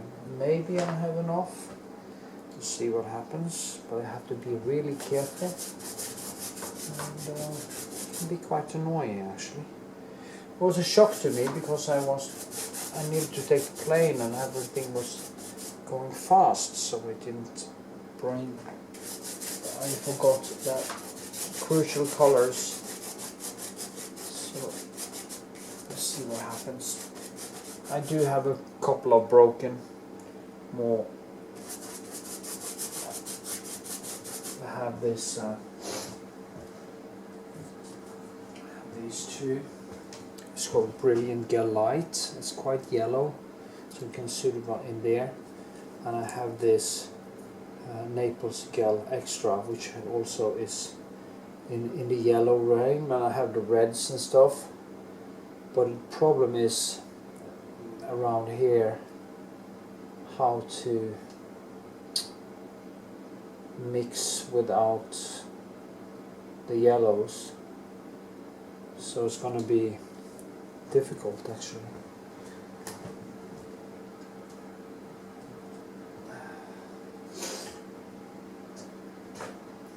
Story of my life. How could I forget that? It's so annoying. It's just almost mind-boggling annoying. I'm going to let this dry for a little bit, and then I'm going to try to start painting on it. So, and I have to adjust it a little bit too, so to get the right angle and stuff. Anyway, okay, let's do some glazing.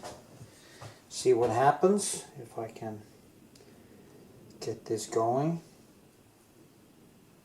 I did find some dry lemon yellow type,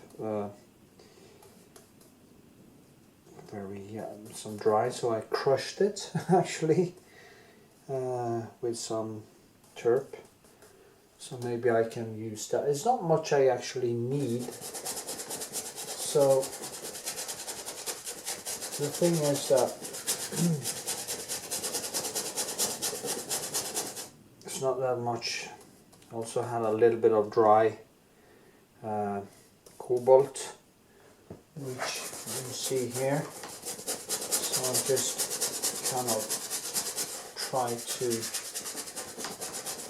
get the most out of until I get some more. And maybe less is more. It makes me focus better, maybe. And because when you have scarce with color, I mean, look at the classics. I mean, color used to be so expensive that they couldn't pour the color in like I do, and waste color. They couldn't waste any. There wasn't much.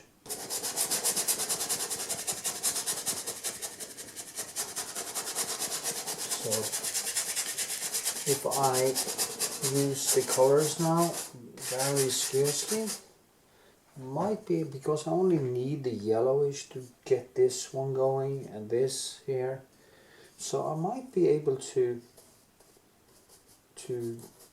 kind of get it to work. Let's see what happens. Anyway, do this thing here first. First things first, as they say.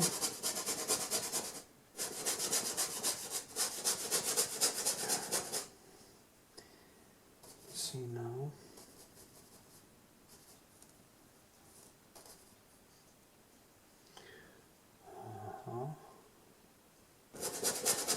Some cobalt, as you can see, and just trying to get this. Need some more medium.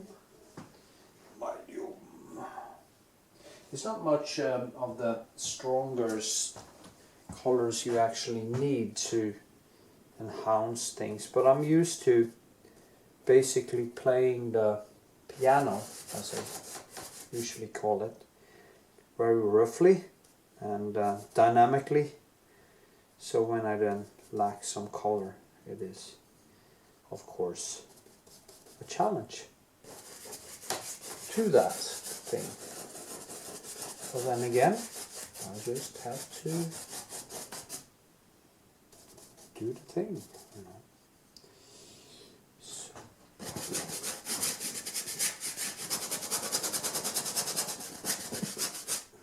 There's a lot of yellow down here, but I mix it in with the other, so see. Problem solving is fun. It's one of the most fun thing I know. So this is problem solving.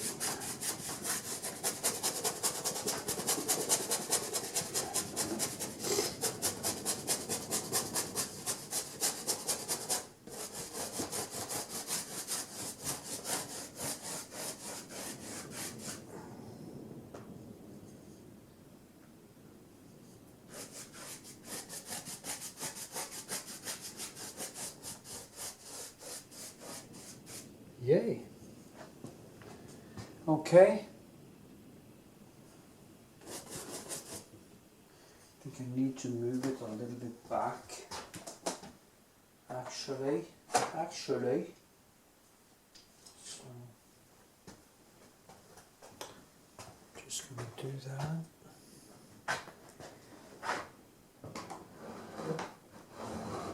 Like this. Like this. Yeah. Okay.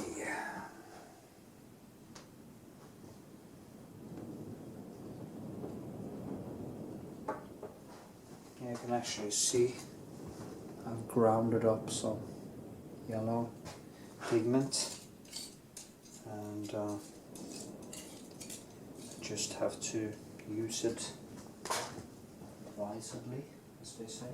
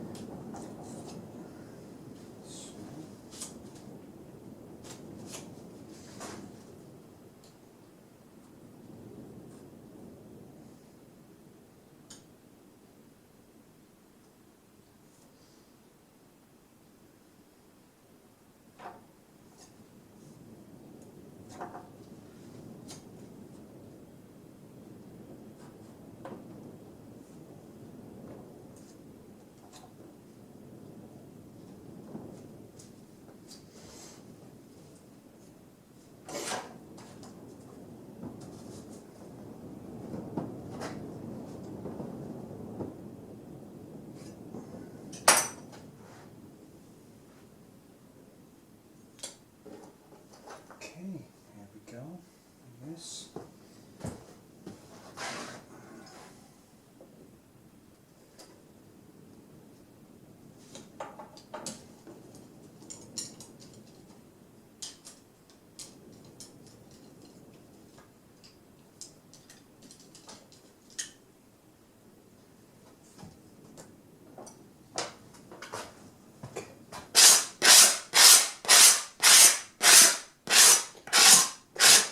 Some of the oils,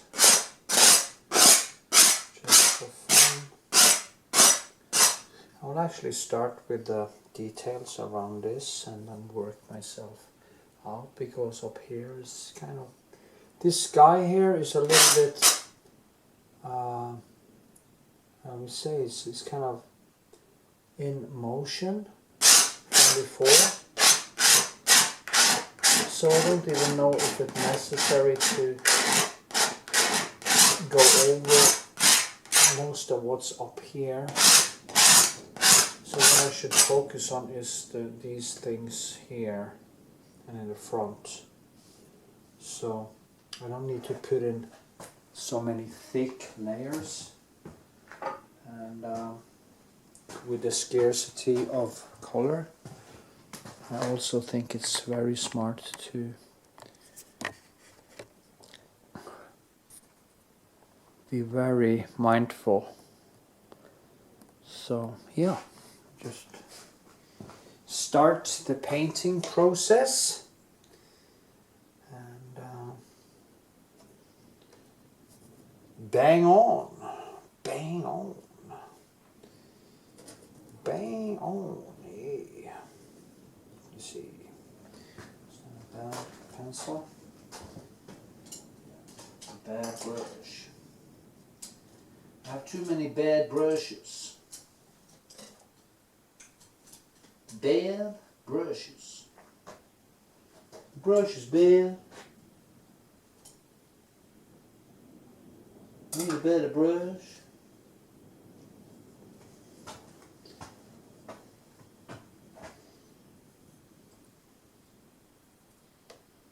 Better. better. Let me see. I'm going to start with this. And this is going to be weird. Yeah, I have a little bit of that pigment. So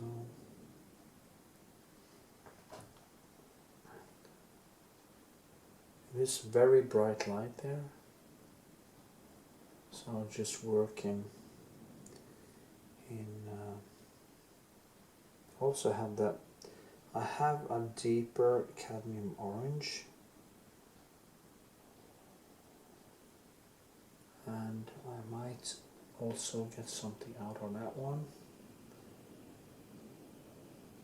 It's morning light, so it hits like a spotlight right into the wall here. It's such a beautiful light too. I'm a sucker for light, there is no doubt about that. It's really cold in my studio here. In many ways it is nice with this cold, I call it cold therapy. And there's very good science for the benefits of cold therapy. And they say it's good for fat burning, and it's good for many things, they say. So I'm going to take that very seriously. I'm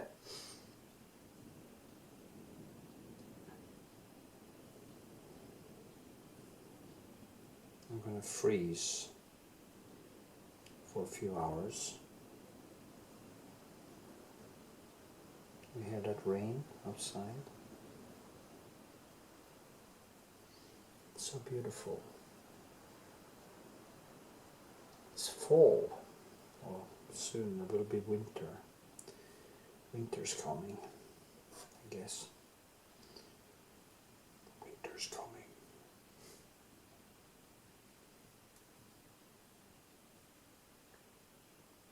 There's a nice shadow on the wall there. So many things happening in this small thing.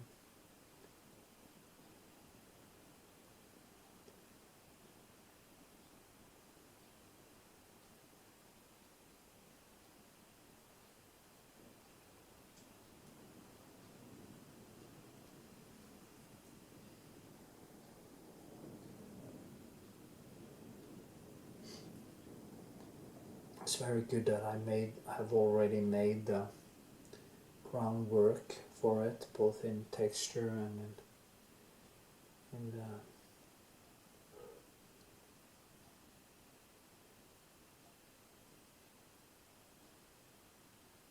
so it's easier for me to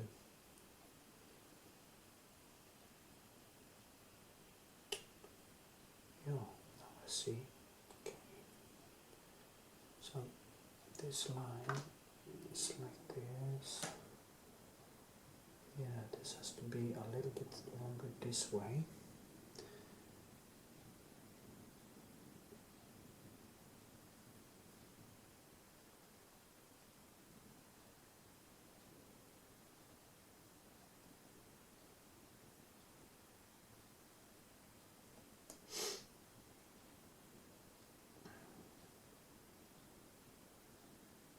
And that was the problem actually, because I thought I was going to make this go further this way, but it's not really the problem.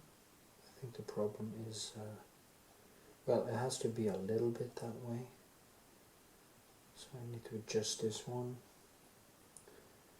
but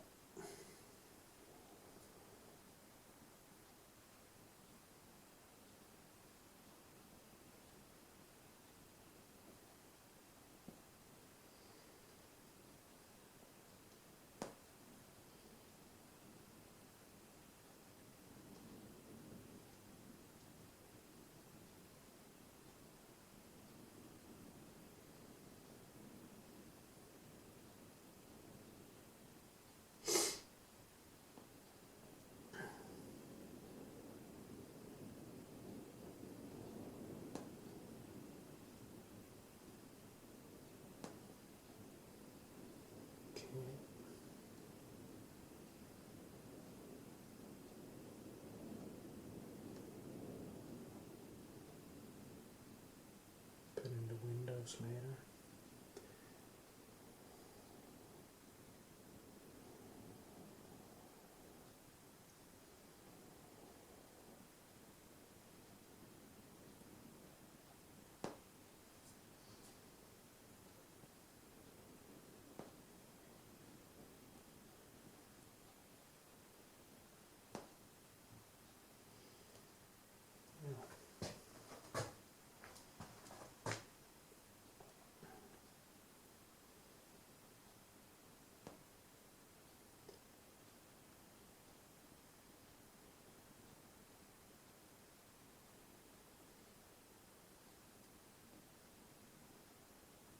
This one is actually a bit higher.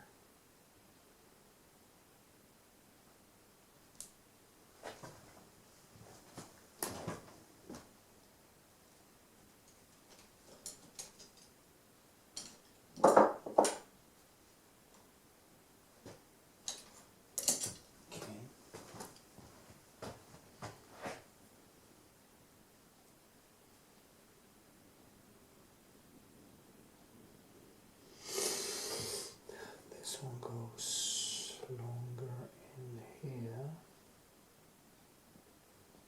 and it comes down like this here. That's kind of crucial.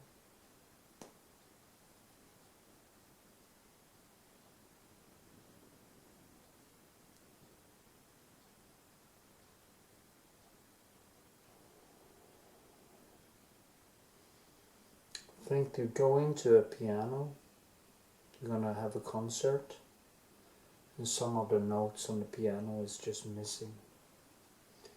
What the hell do you do? Do you improvise? Do you just play Rachmaninoff without the C? You know, that is how it is for me. When it's probably not that bad because you can always create a illusion, really, but it is debilitating not having all the colors. There are certain colors you can do without, you know, I can remove some of the broken whites, as I call them, or the brilliant yellow and stuff like that. As long as I have the complementary colors, I will be able to basically do my work. But it really is crucial to have all the colors in your palette.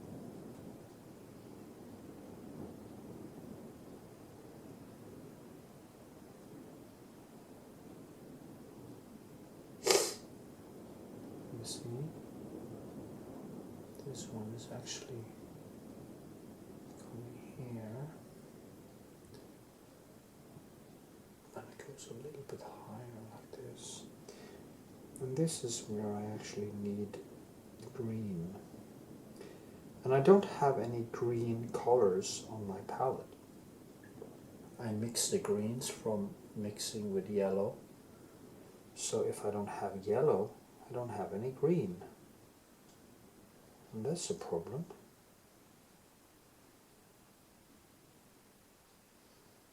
So since I have a little bit of the pigment now, I'm just gonna use it very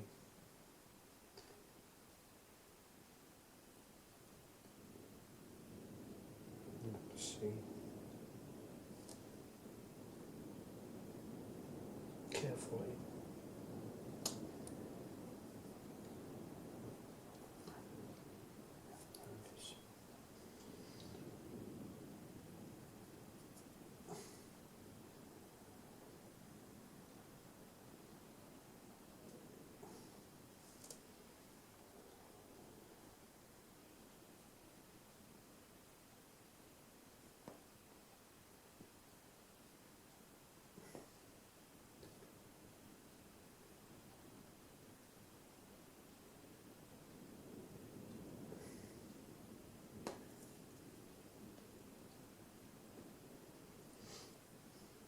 I would have mixed.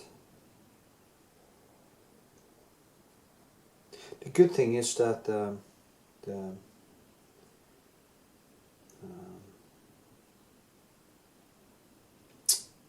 Prussian blue is very green, as you can see.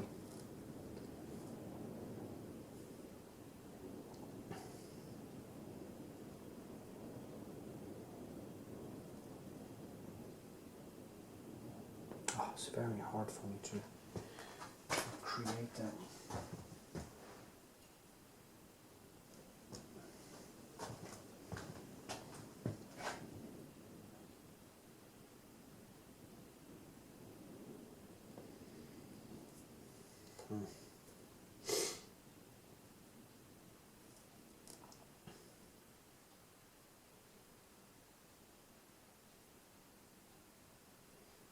It's almost impossible.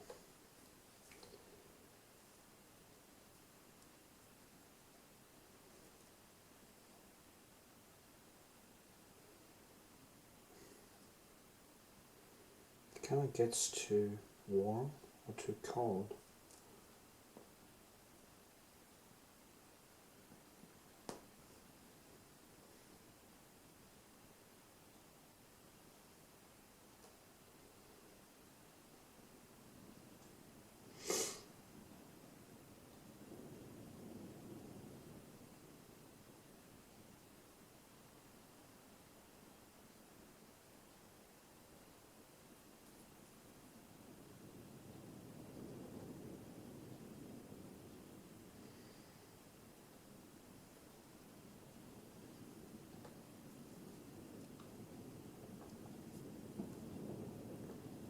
See now,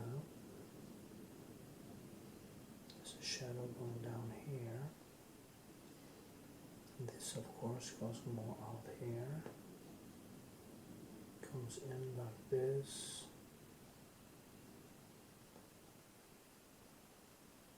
Comes down more here.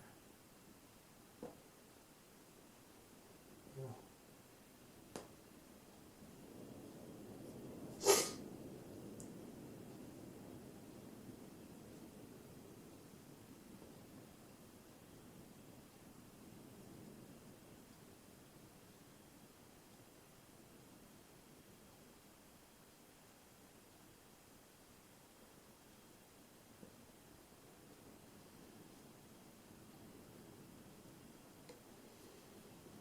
This one is wrong.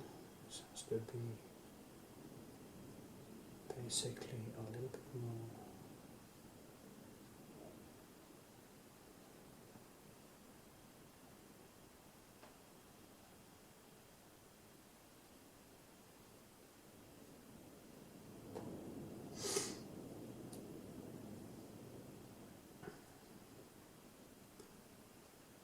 Here.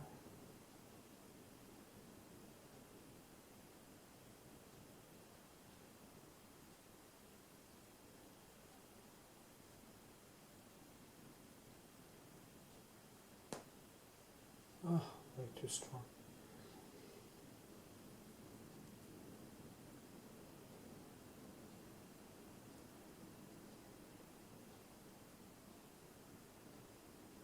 I'll just work around it, you know.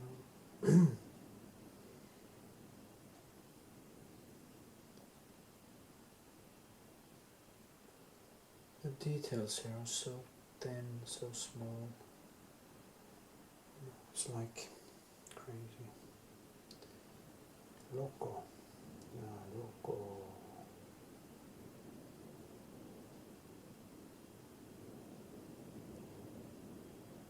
Okay, I just it a little bit.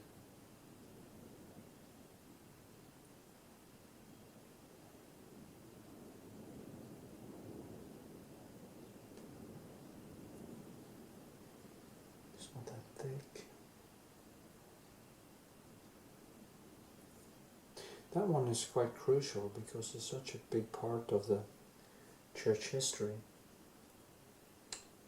Without that, it's like, what's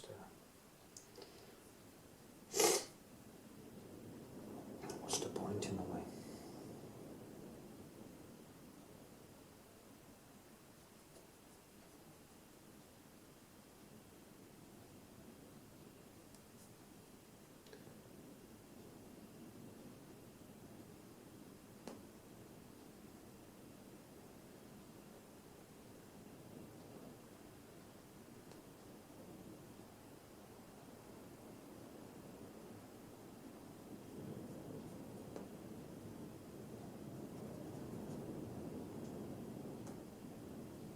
This comes down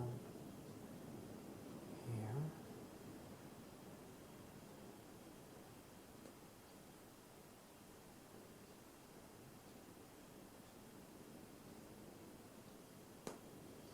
Just get this right first, so you can always change it later.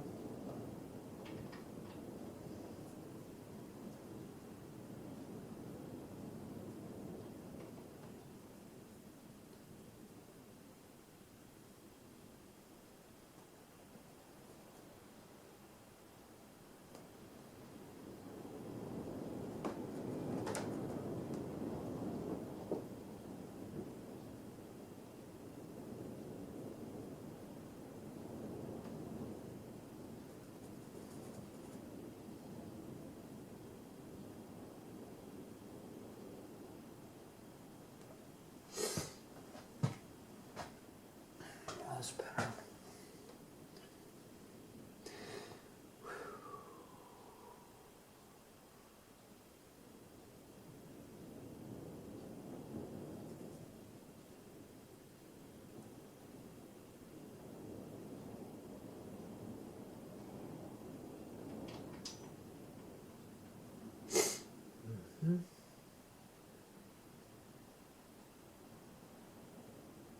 So I found some yellow. I found that pigment and kind of. You should start. I have been wondering, starting to actually make some paint myself, just for fun, just to see different substances. But it's quite dangerous to do that because you never know. You do something wrong and you get this kind of surprises later when it cracks up and everything, and it's not an experience you kind of want to have. But if you do it the right way, you can actually. This is how cold it is. You see that? My breath is actually making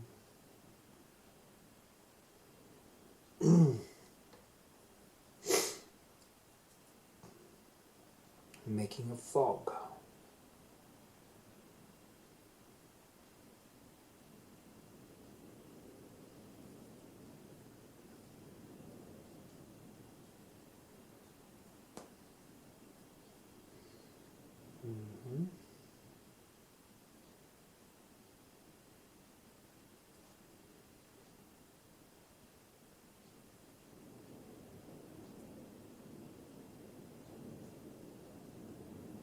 Just want to see.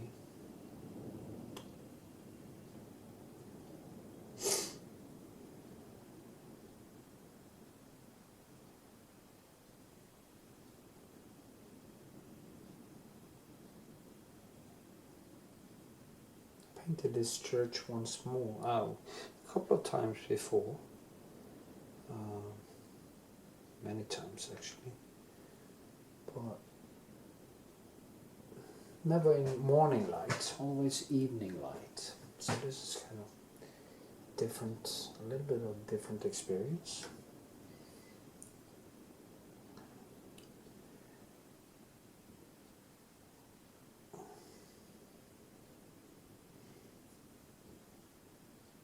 There's a nice shadow that hits the wall here from the tree.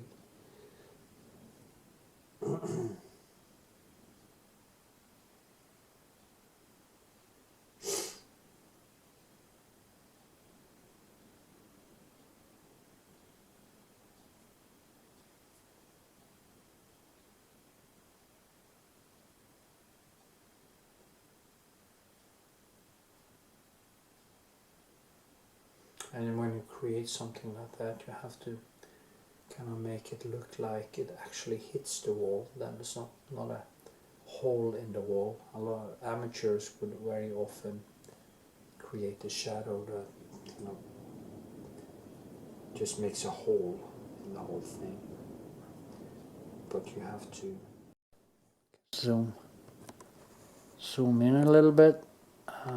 What I was saying. You have to make the shadow feel like it's actually hitting, that it's actually coming in from the side and then hits the thing. So it's not the easiest thing to do, but you have to kind of go back and forth and basically just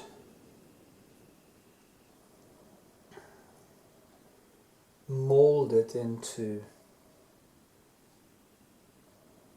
a point where it feels like it actually lands on it and not is a part of it. I guess you know what I mean. Okay, I need my glasses actually. It's a very nice detail here. Small detail. So over time I will make this more and more integrated, and the details and stuff will start to emerge. And that one is very dark actually, but it has to be integrated. It can't just be black, it has to be integrated, and it also have this certain shape, which anyone who knows this will see, oh, that's the wrong shape. Okay, so yeah, so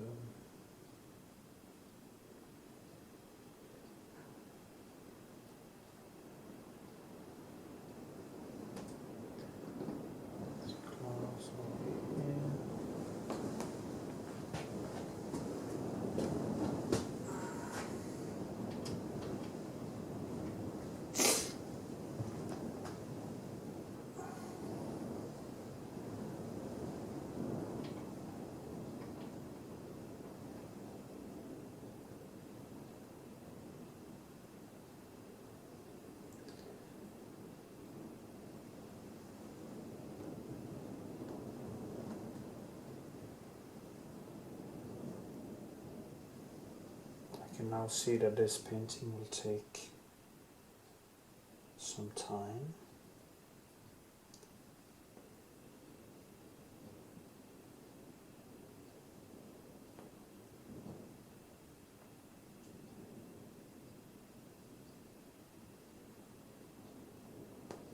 Also need to dampen down the white there because it's kind of, it's a little bit too strong, you know. So we'll use that gibble thing.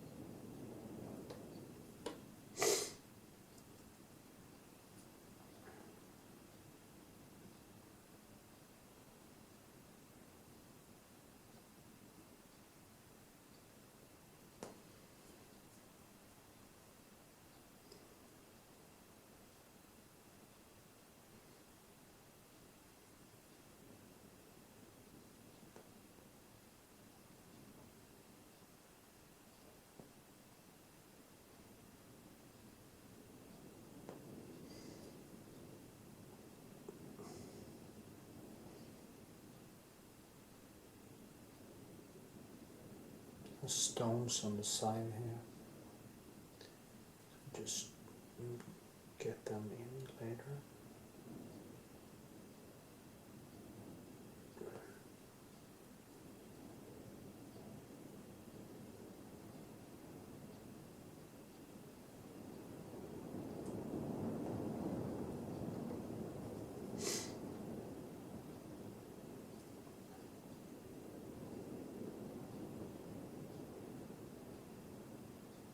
Also the perspective is very important.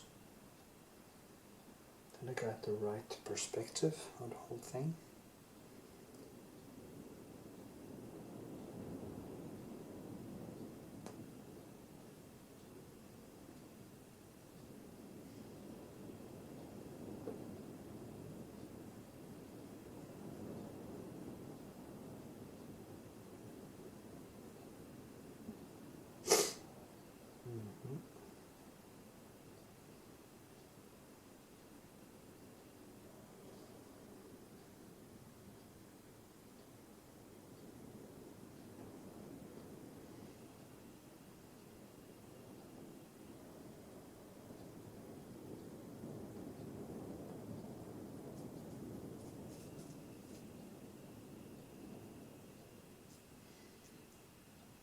Okay.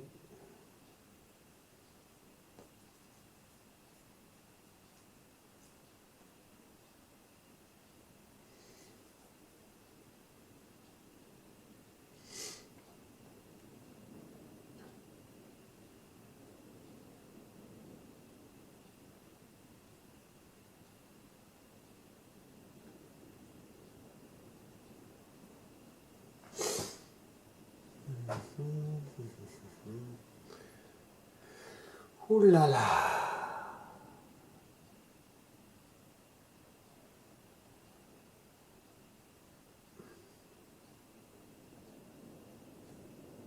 Hell yeah.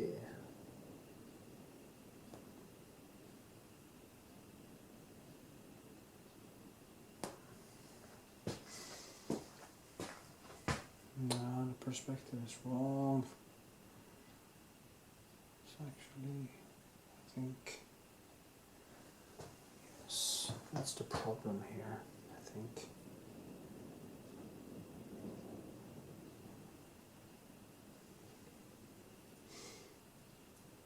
When you do freehand, it's very easy to create basically a cliche of the whole thing.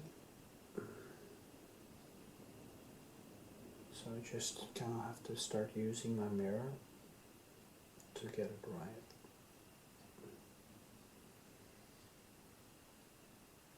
This one goes more like this. I think that is quite, I do like this and I do like this, and it seems to be okay. So also this one, I did exactly the thing I said that you should not do. Instead of doing like this, I started to do the cliche and do it like that. So it's silly, you know, how the brain is just fooling me. So yeah, you fool.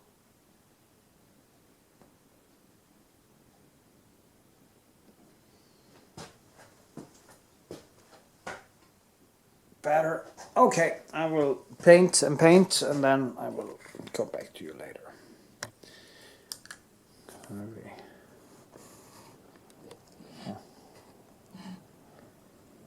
Yeah.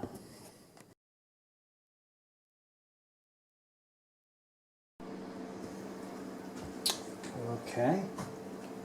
I have been working for a while, but also suddenly realized that there's a cliche here too, and I keep on seeing this as thinner than that it is. So what I see now is that it probably has to go all the way out here.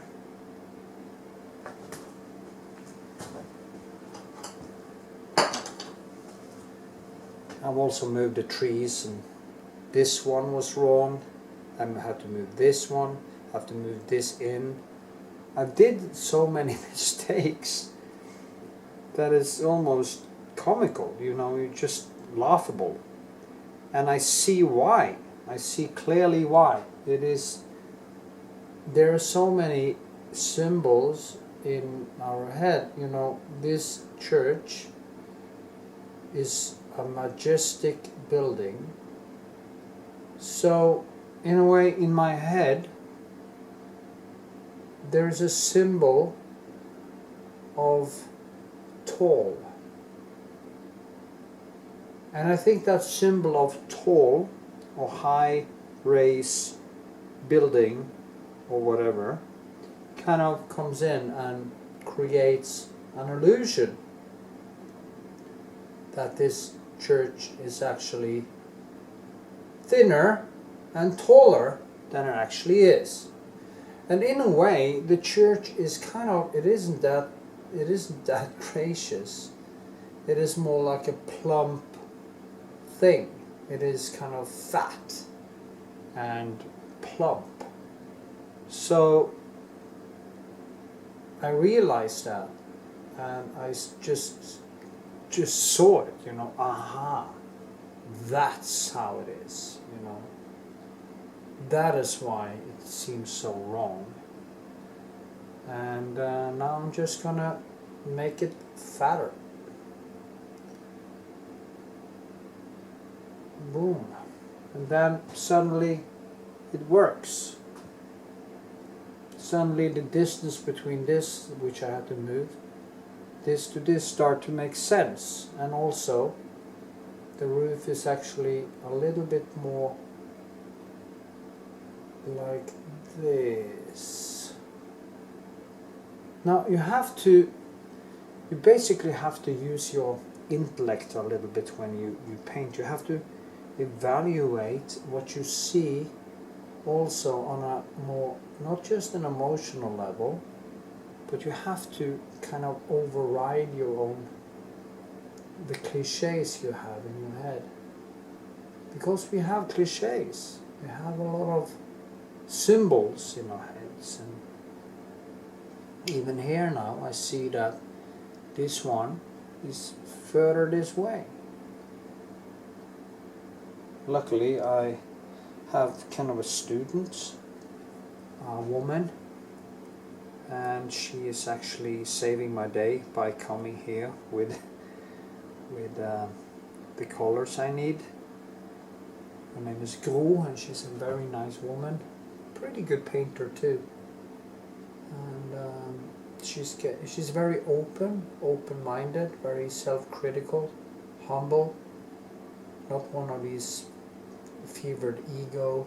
Many of the amateurs have a tendency to believe that they are way better than they are, and this woman isn't suffering from that. I will almost say that if you are suffering from the Dunning-Kruger effect and believing that you are better than you are, you really have a serious problem evolving as a person and as a painter or artist. It's really serious. It's really a bad thing. And this woman has none of that. She is, and it's not fake, she's a genuine good person. So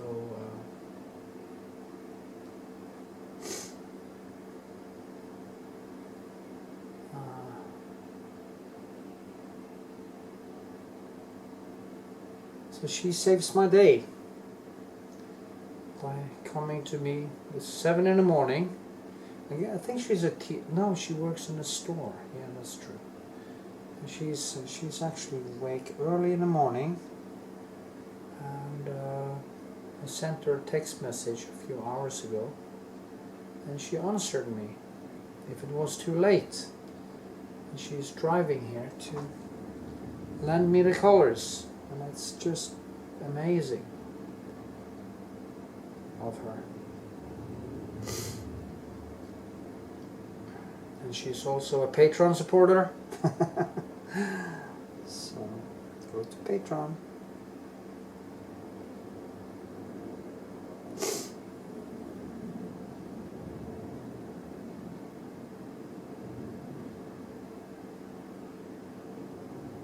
All of this I had to change because this one was too, I had to measure this one and that. Still, there are small mistakes, small adjustments that I'm doing. Luckily, I'm painting very thick and kind of opaque, so actually I kind of like that I have to go over it, because the colors are mixing into one another, and it creates a softer look. So yeah, I think that will be good. I'm so happy that I got my hands on colors, because because I had to be so sparse with the yellow I had and stuff. See now.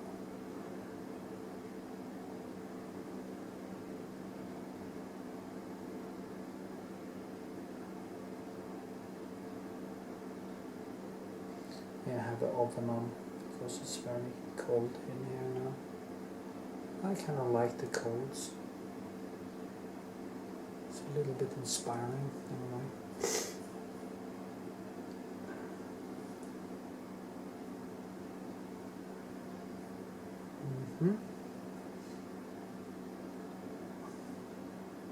And I also just had to remove the trees here. This is not often I do that mistake, but I made this church a little bit smaller actually. So, and now since I have been kind of moving stuff around, I have kind of moved it a little bit out of sync. So it's not that much, it's kind of moved a little bit to the left. I hope the composition doesn't fall apart.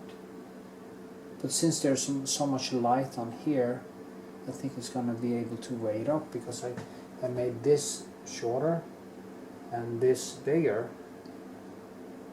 So I guess I moved the whole church actually. That's what I did. But you know,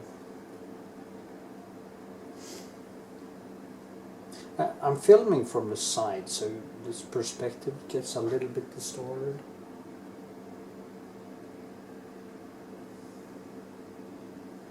Now I can actually, because it's a very nice door here.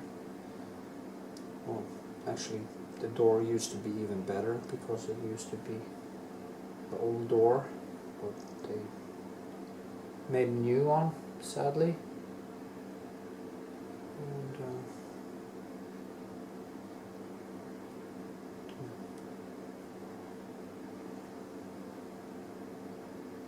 there's a lot of history in the old door.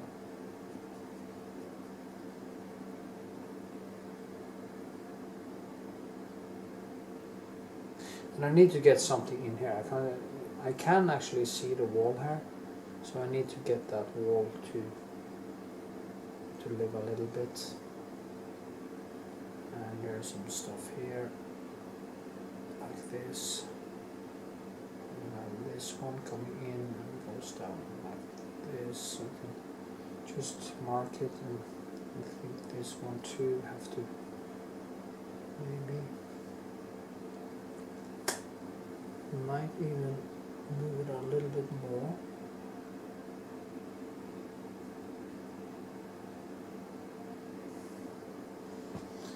Because the line should be like this. You look up, so I guess I painted it more like this, but it's like actually like that. It's very typical. Very typical indeed.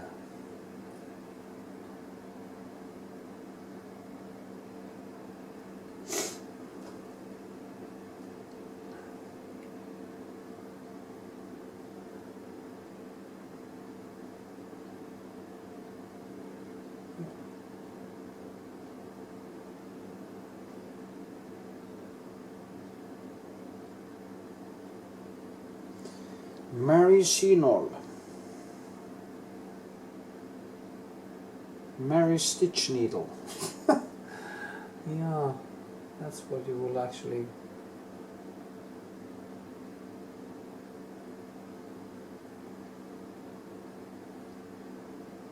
It's funny to think that the priest actually cuts pieces of it that Bota, because they used to say that when this thing bumps into the church, Judgment Day will arrive. So the priests actually climbed up and cut pieces of it to put off Judgment Day. I mean, I thought that was actually the idea with welcoming Judgment Day in Christianity, that is just what you want, you know. I want to die, I want to go to heaven, I want Jesus to come back. So why the hell did they cut off pieces of it? It's just ridiculous. I mean, it's the goal is to get into heaven. It's like I say, if I believed in an afterlife, I wouldn't be here by now. I would have left. Why the hell should I stick around, you know? There's nothing here. I want to go into eternity. I want to leave. I want to do like the jihadi, just blow myself up and go and get all my virgins. I don't know what they want the virgins for. I personally prefer a woman with personality and intellect and some intelligence. A woman is not just a sexual object, she's a human being like my daughter.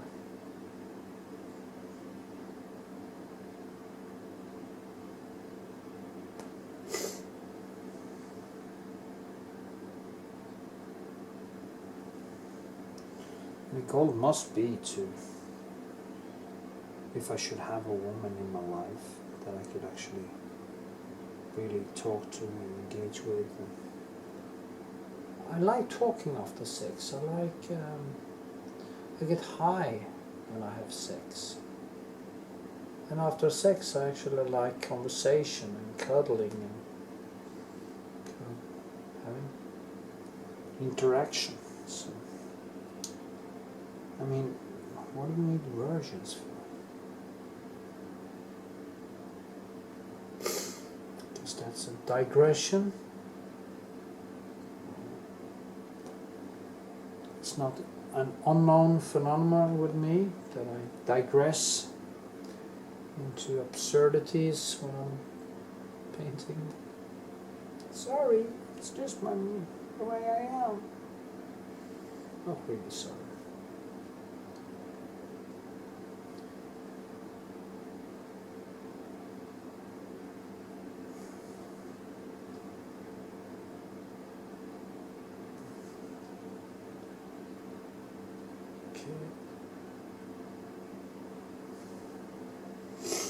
So,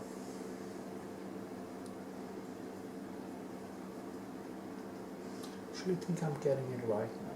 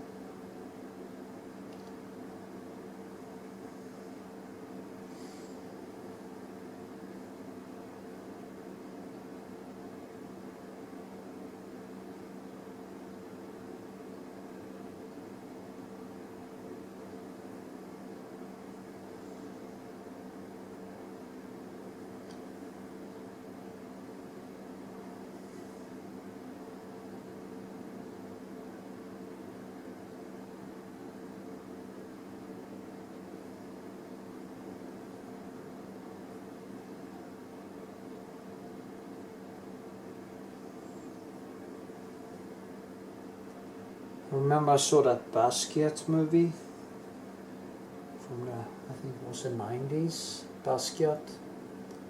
And Gary Oldman plays another artist in that movie, and Basquiat asks him why he manages to paint all the time, why he manages.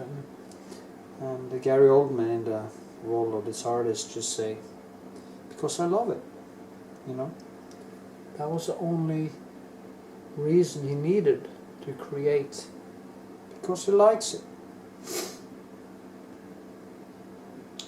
And I think it is the only reason you need to create. Because you like it. Because you like the feeling of it. Because you, not because you're going to save the world or get all the girls or whatever. Get famous. Which is good for business, of course. But just because you like it. Paint because you like it. Stop looking for a reason. Just do it because you like it. And that goes for anything you do. Why do you exercise? Because I like it.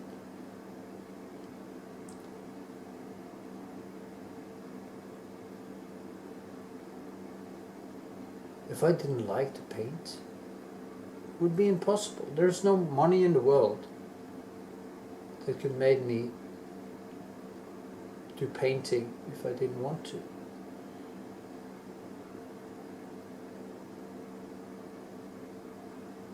It's just how it is. Paint because you like it. Create because you like it. Create because you love life.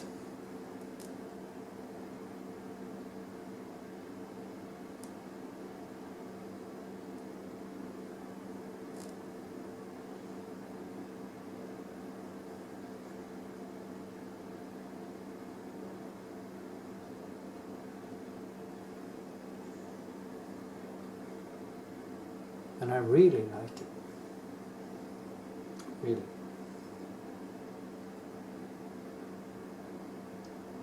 It was so horrible when I had all the pain, all the agony,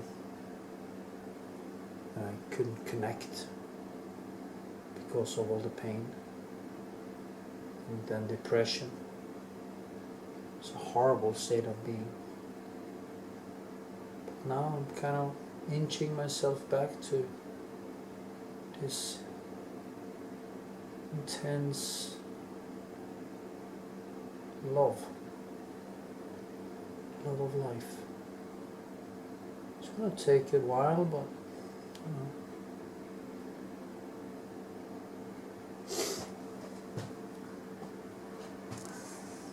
yeah, I'm on the right track now. Getting the church to become as fat as it's supposed to be. Called the Fat Church. I don't know, I'll just call it the Fat Church.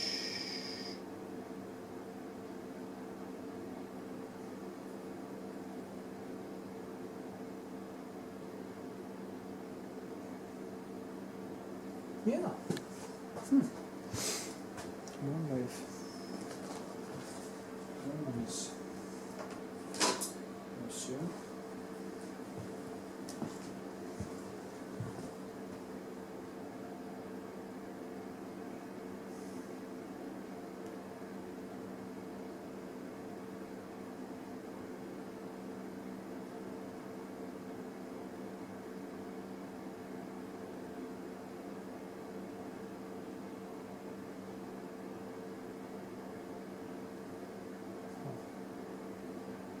Yeah, there's going to be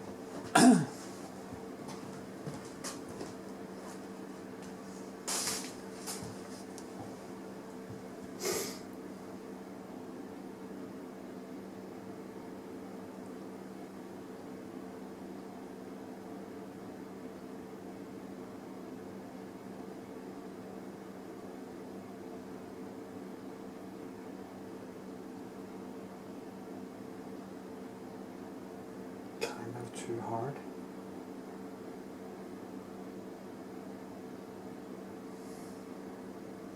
Yeah, that wasn't so good. Way too much.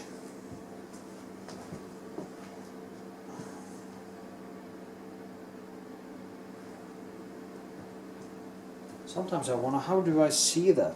How do I see? It's kind of way too much. How does my brain decide that?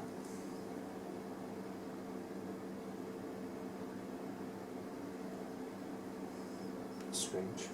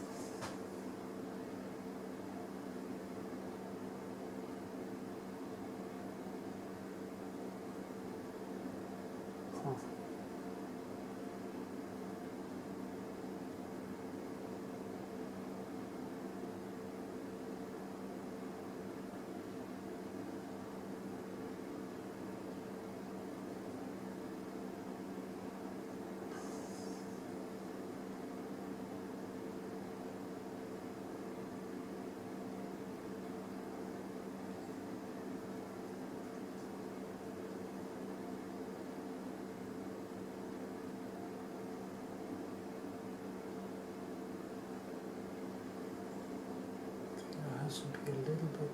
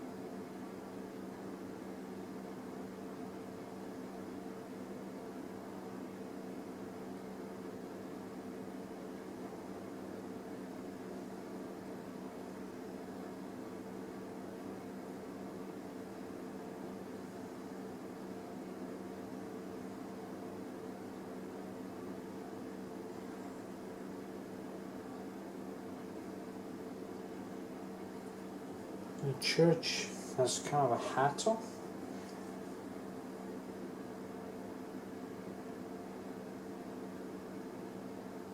It's not a roof, it's a hat. A fat church with a hat. Hmm. Yeah, that's cool. That's cool.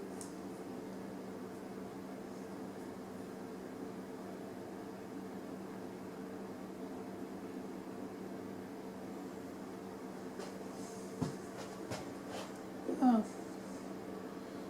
I think I'm getting somewhere.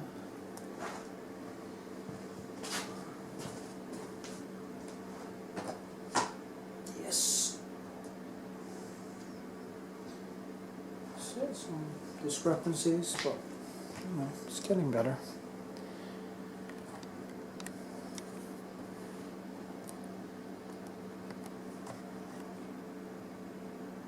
Huh.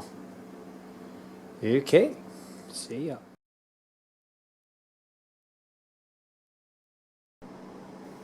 Okay. Been working more with details. I think I'm getting it now. The problem always is trees. So you see here, getting them to basically feel a little bit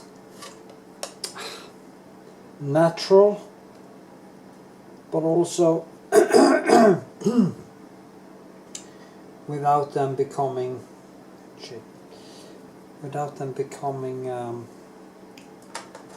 too rigid, if you get my point.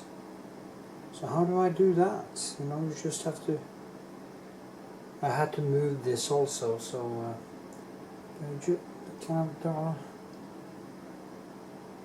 can say, okay, just repeat what you see.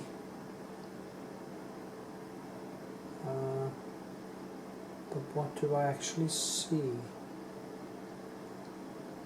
You see? Okay.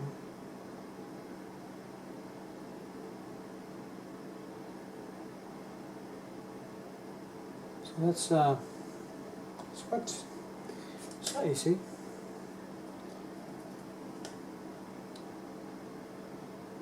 Easier now anyway, because I got more. A woman was here and gave me, Gro, as her name is, gave me colors, so I have more to work with. So that's good. I almost gave up earlier when I saw I had forgotten my colors, and she solved that problem.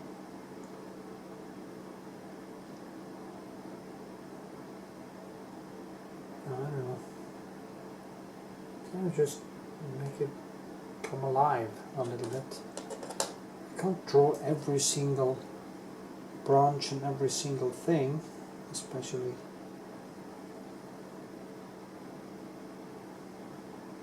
Can go between. That can be quite effective.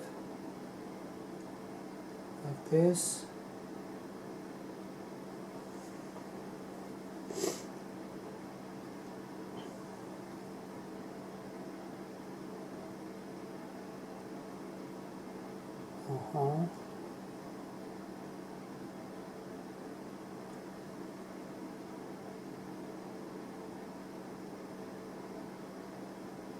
Yeah. Well, see now. There's some things happening here. Small things.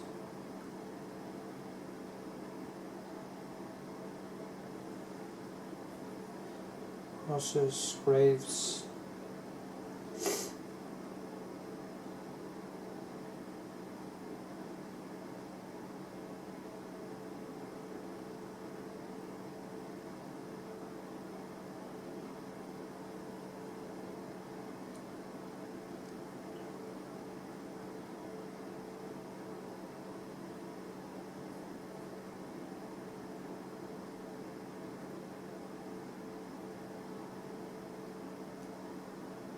I don't know.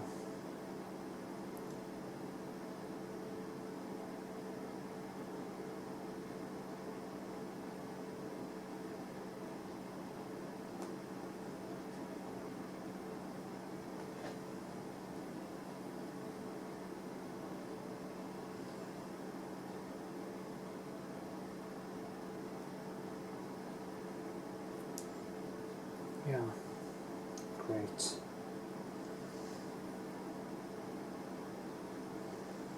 That's why you need a better strategic plan, so you don't mess up things that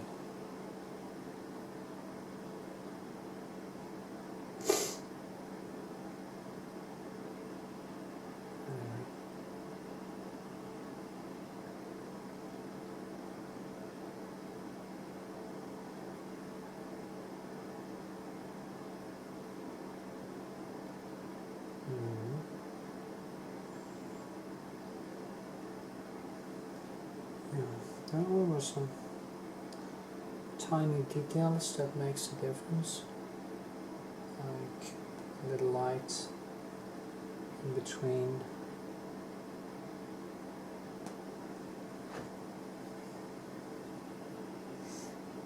I can move over here and do that tree over here.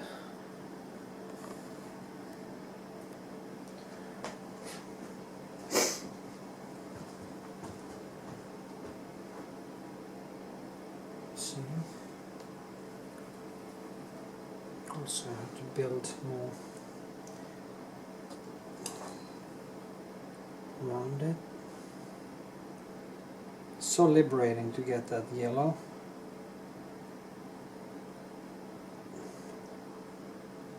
And there's red also.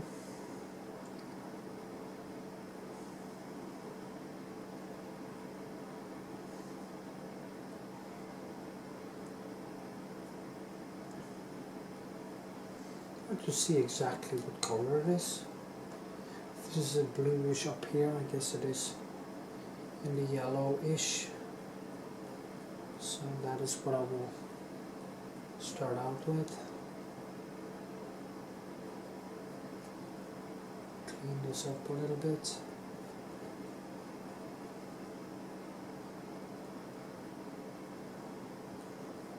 And then I will add in details.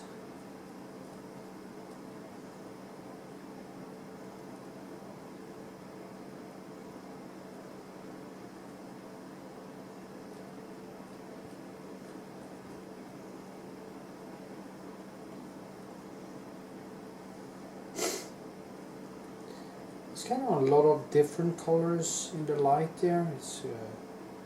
It's green, it's red, it's just different colors I see, and sometimes I actually can't even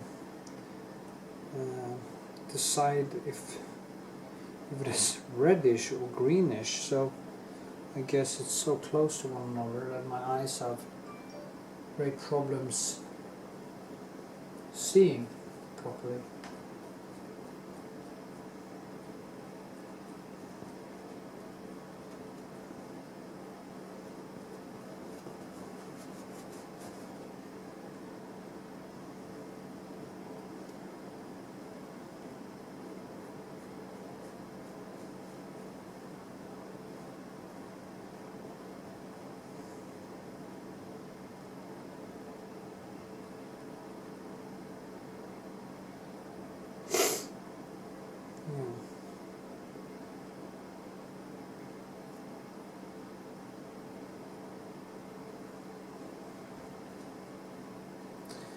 deeper down there, deeper color.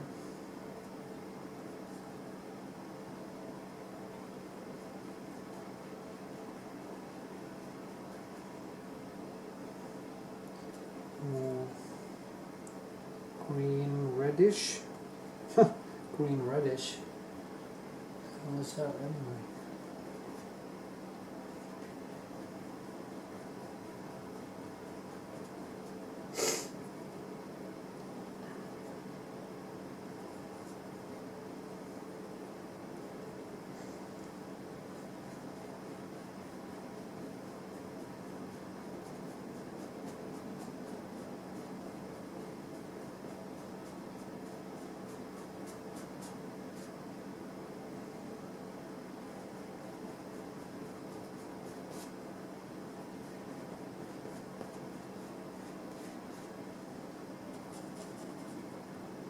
Oh.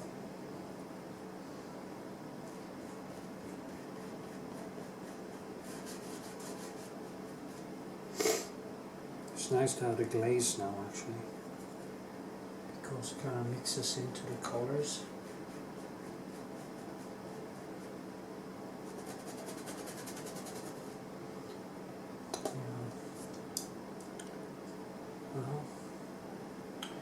Do that tree. And it's going to be towards a curb. See now what color is it? It's just a neutral greenish reddish thing. I think it's more against the green, probably because of the reddish around it. So we'll just first go deep and then kind of bring it up a little bit.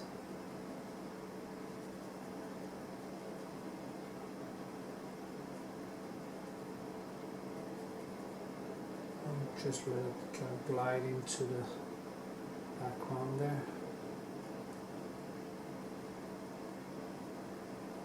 Like this, like a lump of something.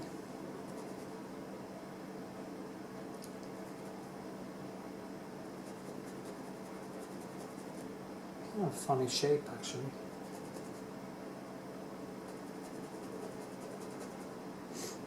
It's a building there. There's a building. Well, it's hard to work out, actually, because it's so much in the dark.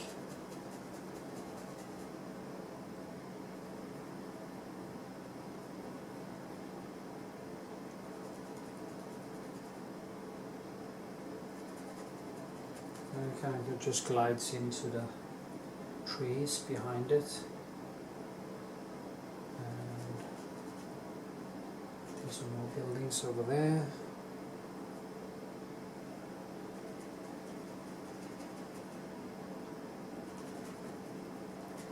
So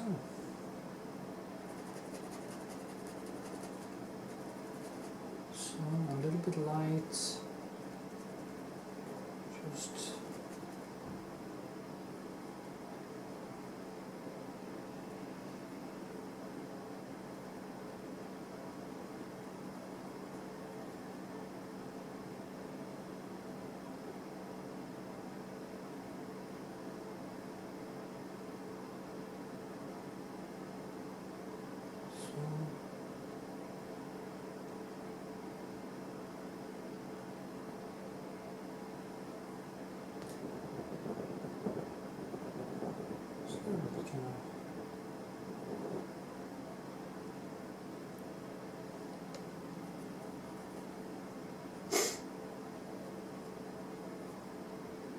it's quite hard, you know.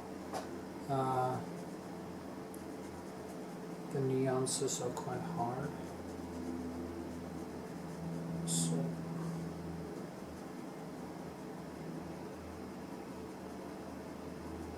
I wanted to kind of glide a little bit more into background.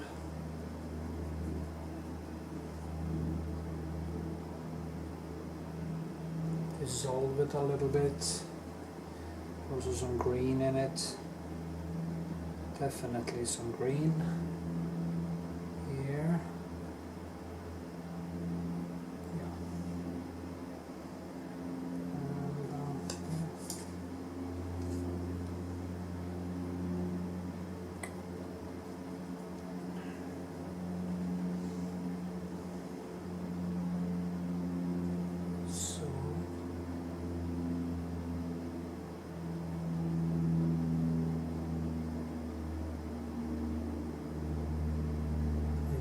little bit more natural.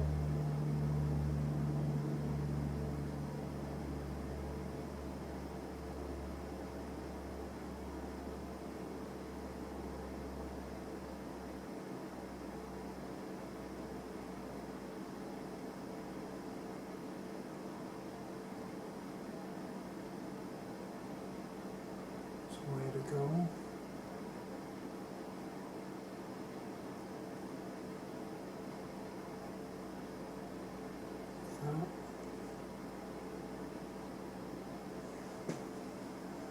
Oh, so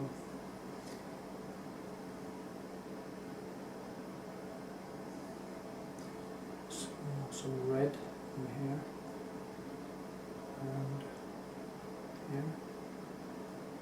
And there's light here.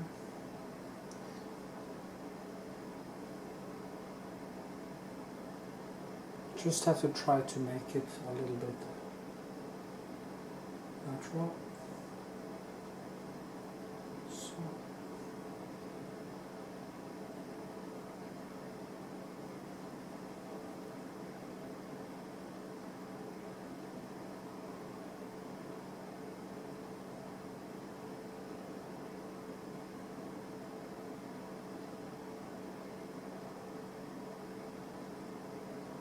Stuff happening in so yeah, anyway, see my point here, so we just keep on banging on here and see what happens. So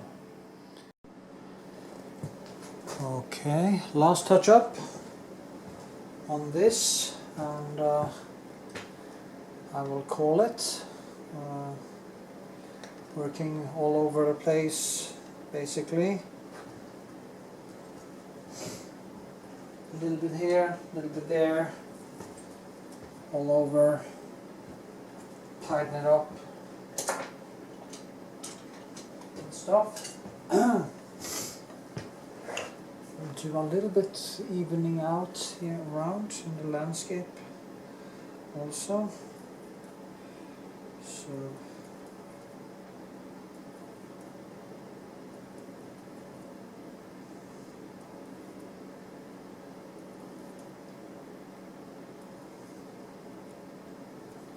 So I'm working with it for 9 hours. I thought it will actually take about 3 or 4 hours, and it took 9. So that's tell you a story, you know. It's really, these paintings tend to just keep growing as you go along, and it's very hard to know exactly how long it will take. So it has been a lot of work, back and forth. Also the fact that I didn't have the right colors for a while there also put a dent in the time scale. So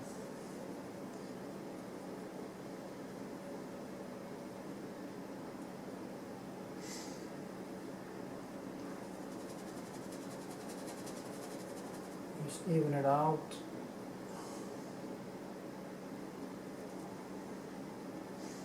It's a mix between different blue, Preußer Blue und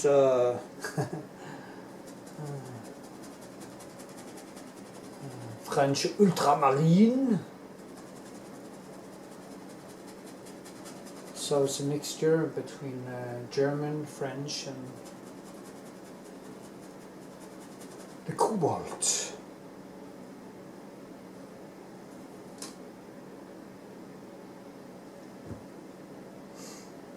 I guess.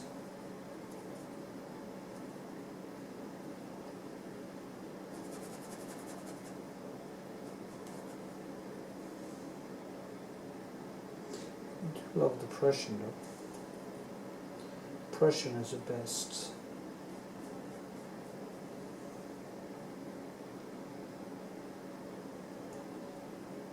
Prussian with a third of yellow, and you get this beautiful greenish color.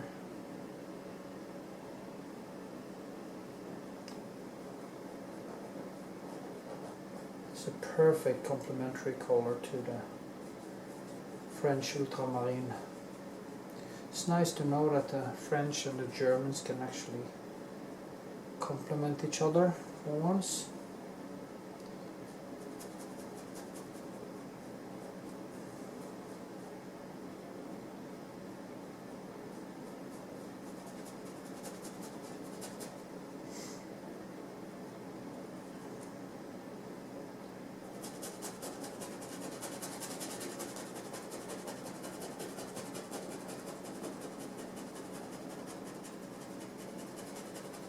Try to get this even it out a little bit, and then come in with a little bit more color.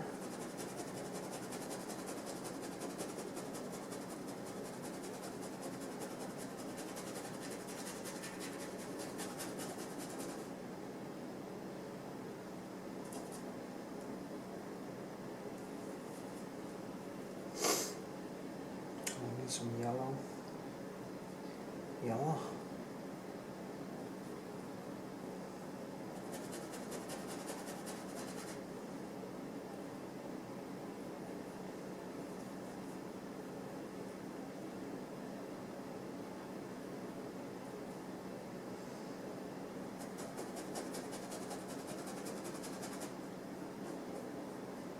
I've been moving that church back and forth and back and forth and back and forth, and I think it is approximately okay now.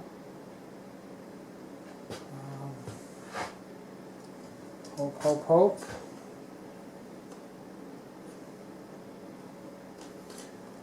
And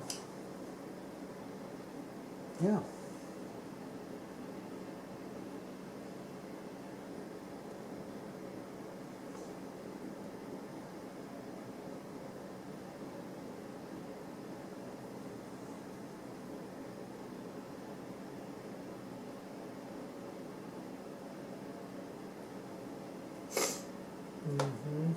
Some small things I need to do there.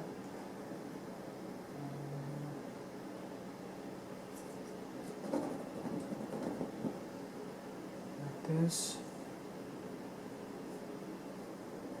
Like this.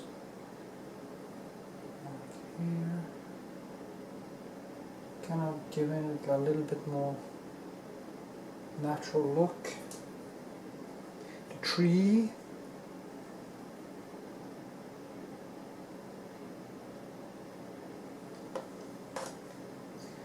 And now some small fence things.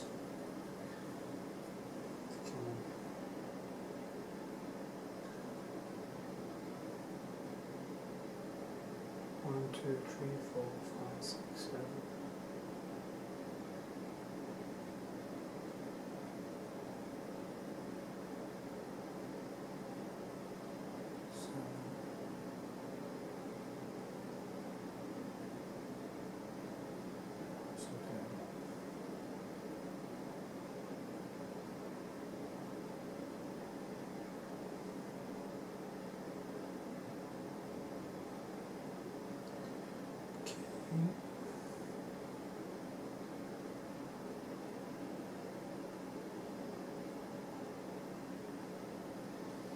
There's also, I think it's a little antenna up here.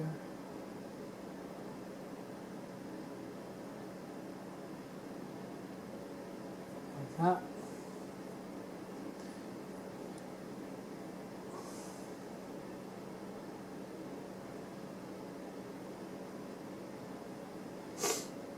I need to do this one.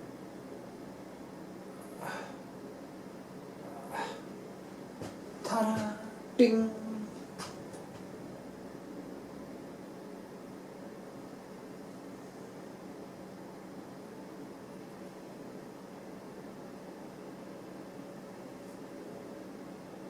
Okay.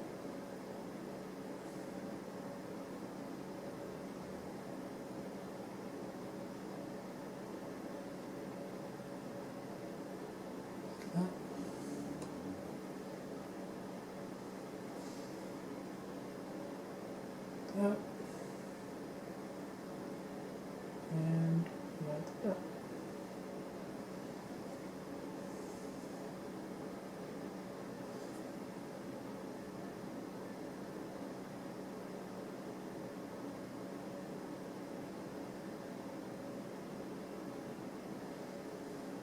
So.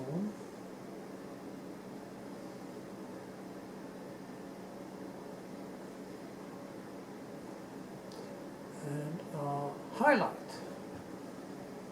which wasn't really a highlight. Just there. And small like this.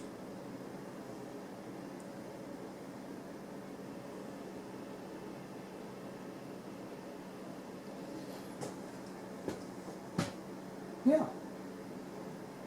Okay.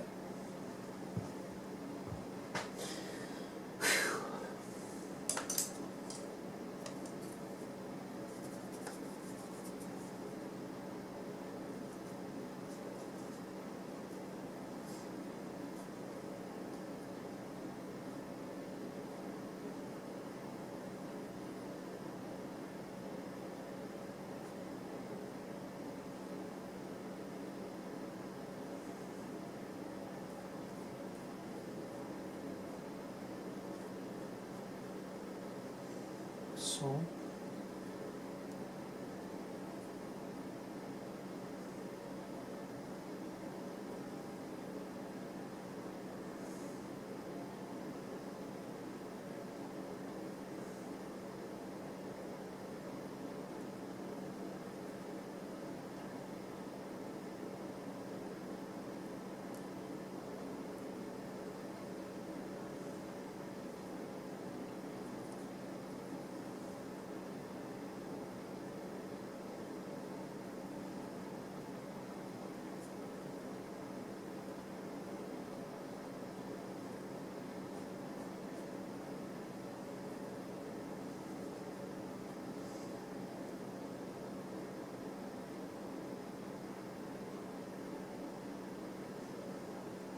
Okay.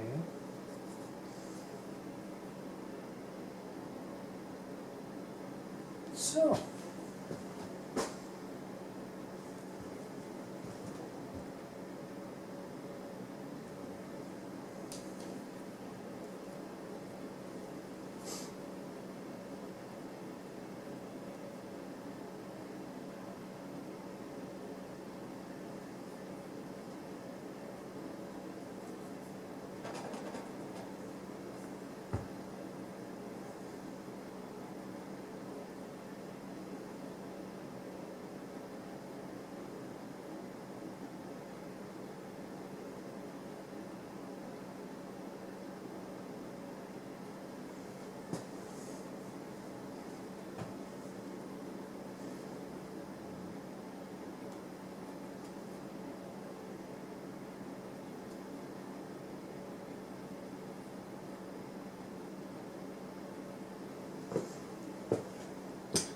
And voila!